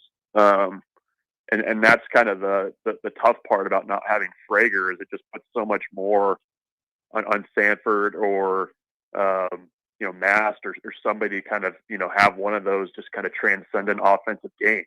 I think Price is definitely capable of that, as we've seen, but I you're going to need somebody to really kind of take on that scoring load and really kind of frustrate Michigan defensively with your defensive pressure. And I think I don't know about you guys, but that seems like the one thing this year that, for whatever reason, even as teams have been able to see Nebraska defend, it just seems like when Nebraska kind of takes it to that next level on defense and is really dialed in, it really just kind of seems to catch teams by surprise. And I think you're going to have to just play, just really probably your best game of the season to come out of that one with a win, and have one of those 5-6 minute stretches in that game where you've got somebody that's just unconscious on offense making shots. So I think that's probably the biggest recipe there if they're going to win that one. Brent, how's this going to work where like spring ball is going to start in like a month or less than a month, maybe at this, like 3 weeks at this point, and then Nebraska basketball is going to be chasing down something that they, a place where they've never reached before. This is going to be very, very odd. And then the whole spring game on the Elite Eight day thing is a story in and of itself. Yeah, well, I mean, you're already less than 60 days till the spring game. I think, which is kind of crazy. But yeah, I don't know. I mean, I don't actually mind it. I mean, to be honest, like I think kind of getting going with spring ball and not dragging it on, and the last few years, I think with the later start, it felt like it's just a really more of a slog than usual. So, I mean, at least we're going to get an actual scrimmage in this one or close to it. So there'll be a little bit of intrigue with new quarterbacks and everything. But it's just basically, the off season is crammed into a tiny little window. I'll be curious to see what it's like. April is going to be pretty empty now, aside from baseball and off season football stuff. But yeah, it's just right into it. And I don't know, it'll be interesting too once you get to tournament time to see what I'm always curious to see what the media horde looks like at various places. I know. I'll be curious to see how many people are going to be just dialed into a conversation about running back depth when Nebraska is trying to play to get into the Sweet 16. What an amazing hypothetical that was just unfathomable, as recently as. But what a thought too. I mean, what would the number be if, let's say, the regular media horde at a practice is like, what are we, 25 deep? Almost 30. 30 deep? Yeah, I'd say 30, yeah. So what is a mid-spring ball Nebraska's in the NCAA tournament scrum look like? Are we into the single digits? It might be, no, it'd be like a regular Thursday. Like Thursdays during the season, it thins out a little bit because it's a shorter more availability. Of a 16. Bo used to have it would be like under 5 minutes on Thursday. Yeah, he would just stand there on the field and yeah, like if he went over 5, he was like being verbose about what was going on. But no, I think it'd probably be closer to like a Thursday, a regular season Thursday. So probably like half of what it normally is. Okay, we'll put that guess in. We'll put that guess on the board. Bruns, I've made the decision without even consulting Happer on it, but on these Mondays until we get to, and then especially in the baseball season, I want to get at least one Nebraska baseball question in. And since we're still very much in preview mode, who is a newcomer Nebraska baseball fan should be aware of before the season starts here in a couple weeks? Well, that would be all name team member Jet Buck, I think. Whoa. 2 T's. Are they going to bring back Buck Night like they did for the Royals in the early 2000s? Yeah, maybe. I don't know. Okay. We now have to find out if John and Jet are related. John Buck. Yeah, is he related to John Buck? I'll ask around. I don't believe so, but maybe. But no, he's going to play second base for him this year.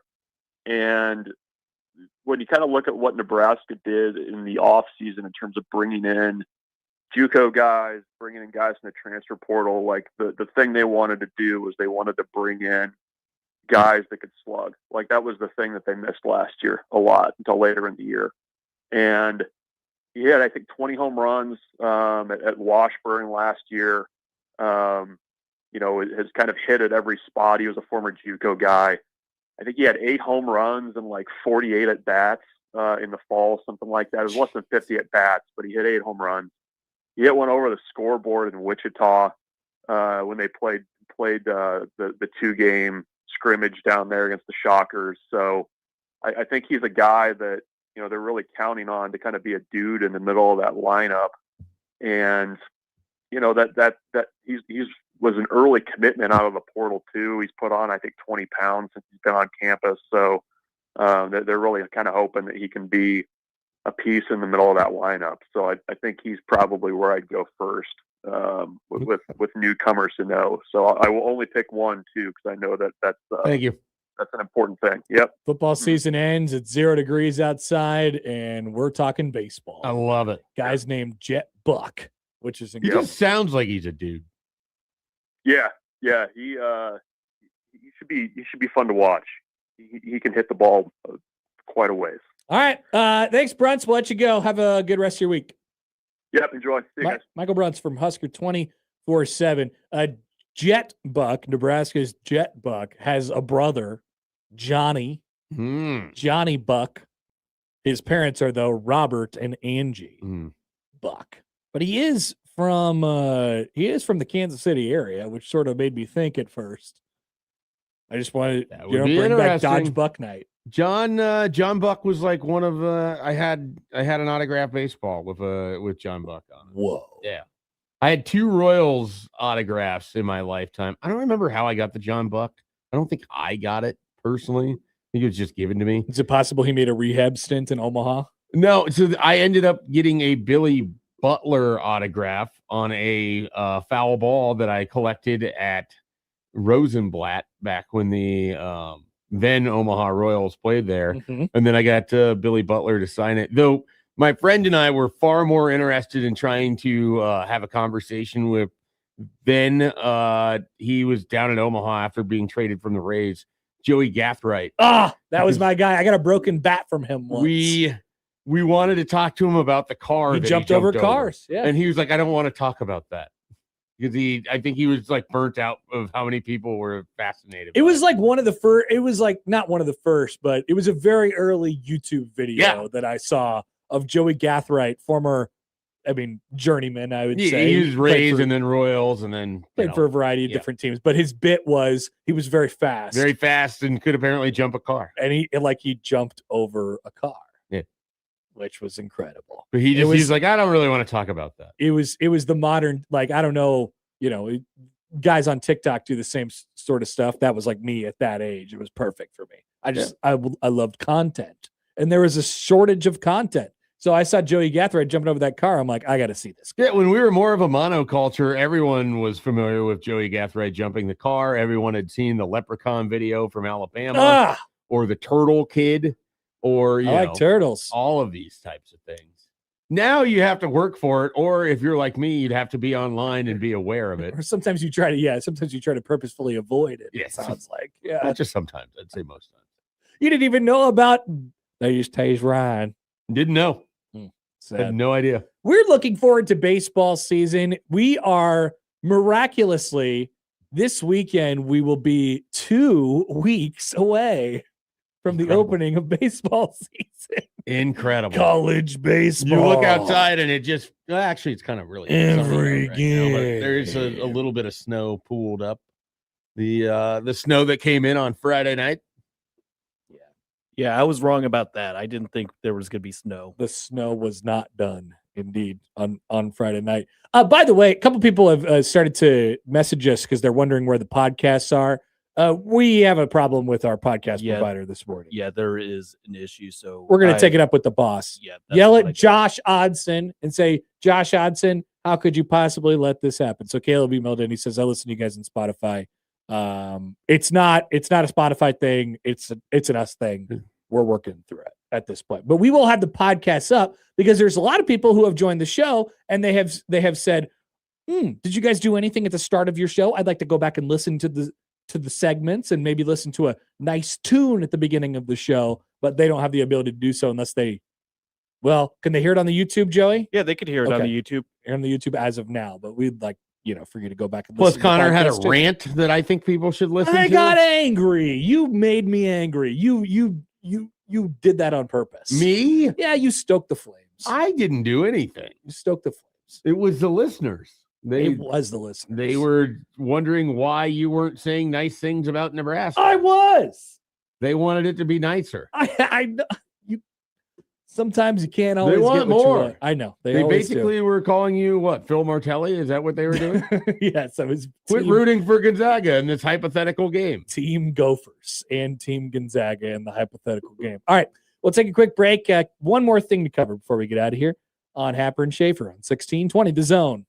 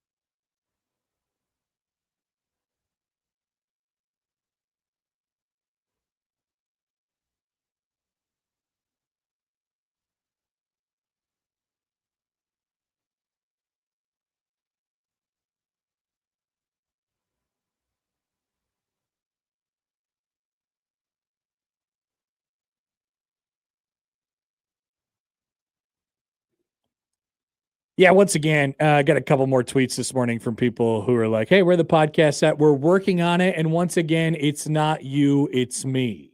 And once again, Josh Hodson sends your complaints and opinions there. J-Man writes in, Happer, sorry. It's not Spotify's fault. It's not Spotify's fault, just like it's not Giancarlo's fault. By the way, we did figure out which weird game we're watching. It's a Yankees-Royals game. It's like there's flurries in the air, and I assume that's why they're playing it on our television right now. The Yankees won behind Andy Pettitte 7-3 against the Royals to mid-April of the 1996 season. So I don't know why that game is on MLB Network right now. Like when David Wells threw his perfect game, I understood why that game was on MLB Network. It was about perfect games. And then David Wells randomly called into the show. But this, I can't really figure out outside of maybe it's a snow game, which I kind of like the Royals jerseys a little bit. Yeah, they kind of brought a version of those back. I was thinking they had something that was a similar kind of alternate look. Yeah, for a little bit, but the script Royals across the chest with the royal blue. Yeah, top. and then the gray pants. And the gray pants. Yeah. Okay, one more thing before we get out of here. Schaefer, you sound excited for Royals baseball this year, which is I'm excited for baseball with Royals tormentor Jose Ramirez locked up for life in Cleveland. Yeah, they'll win 14 out of the 17 times they play this year, but the Royals will still make the playoffs. I've declared it. Okay. The college football playoff will remain at 12 teams for at least one more season. Ooh. So congratulations to the college football playoff decision makers. There had been an impasse about what to do with the next iteration of the playoff. Would it be 16 teams? Would it be 24 teams? One side features one side wants another. The Big Ten wants a giant playoff. The SEC is like, oh, I think we should do 16. And they couldn't reach an agreement. These are the only people that are in charge of this. We're talking about Tony Petitti, and we're talking about Greg Sankey at this point. Of course, there is a new college football playoff contract and all of those things that go along with this. But because this is very interesting how this all worked out, in my opinion, because the reason that we are still at 12, which I believe is a good thing. We haven't really dove into our thoughts about the playoff or anything like that. I don't actually know how you feel about any of this stuff, but if there's one thing you need to know about my opinion on the playoff and where we are at on all this stuff, it's I would just like to do one thing and then do that for a really long time. We are so similar. It's almost like we have the same brain sometimes. The same couple. Famously. So this is great, in my opinion. And college football leaders' incompetency and inability to care about literally anything other than themselves has actually led, in this case, to a good thing. We call that weaponized incompetence, which is a nice job by both Tony Petitti and Greg Sankey. Well done by all. 12-team playoff lives on at least one more year. Yeah, I have really enjoyed the 12-team format each of the last 2 years. My one tinker that I would want with it would be home sites for the second round, figure out the bowl games after that. I don't really care that much. You could be on a rotating schedule of these 3 years, you get this, and then, the other teams can have some other game or whatever, or the other bowls can have some other game. I wouldn't mind that. Yeah, I just think one of the rewards for being a top 4 seed, Texas Tech should have been able to play a home game. Not that it made them lose. They would have probably lost to Oregon either way. But Indiana, with the season they had, deserved a home game. You think about it, the Indiana's last 4 games were all either the conference championship game, and then you had their 3 wins to basically finish with the title against Miami in Miami. And so the fans traveling or whatever else, their opportunity to see Indiana home ended in November. And that's just kind of one of the things that's weird about college football. Yeah, we college football does seem to be as the playoff obviously is expanded and there's all those bowl games, they do seem to favor the very sterile indoor, things like that. It's moving, as we talked about a little bit earlier with the snow games in the NFL, we're moving a little bit away from the football nature of football. Think about how much worse those championship games would have stunk if they weren't played in places like Seattle or Denver and they were in just corporate cities of Indianapolis at Lucas Oil, and let's just say Minneapolis because they have a dome too, or Atlanta, and they were just playing there, and in a sterile corporate environment where ticket prices are what they are, and fans have to fly in and get the hotels and all of that just to go to the game. I mean, having home games should matter. College football needs to normalize that more. We also have discussed in the past that with the expansion of conferences, you lose some of the regional nature of it. Yeah. You can put a little bit back into local if you let these teams get at least one more home game, which they deserve. I would love that. By being a top 4 seed. I would love that. That's my pitch. I was just thinking about this. So the last time the NFC championship, this is an NFL, turned into an NFL thought in my brain now. Many things turn into NFL Well, thoughts. I've been thinking just a lot about outside and inside because of how much I loved being inside this weekend, but how much I loved watching television of things that were happening outside. You like to be entertained by those that are in the elements of which you do not want to be in. Exactly. Yeah, it made me not want to go outside even more. I love the Winter Olympics. I have no interest in doing anything that they're doing. The last time the NFC Championship game was inside was when the Rams hosted in 2021. Oh, wow. And then the last time the AFC Championship game was inside was Denver, Kansas City, Baltimore, Kansas City, Kansas City, Kansas City, Kansas City, Kansas City, Foxborough, Denver, Foxborough, Pittsburgh, Indianapolis. 2006. 2009. Oh, 9. Yep. Oh, my.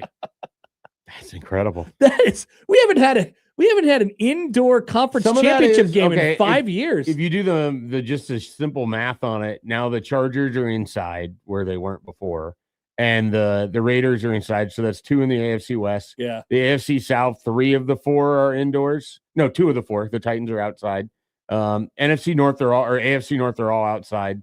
AFC East, they're all outside. They're all outside. So there's the funny Buffalo thing where they have the big hangover now. And so there's only 4 places in the AFC, whereas the NFC, there's a lot more indoors.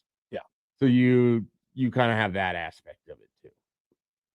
I guess there's some nicer weather, look at it. I think back and think anecdotally of these conference championship games, and I think about bad weather. Yeah. And it's great.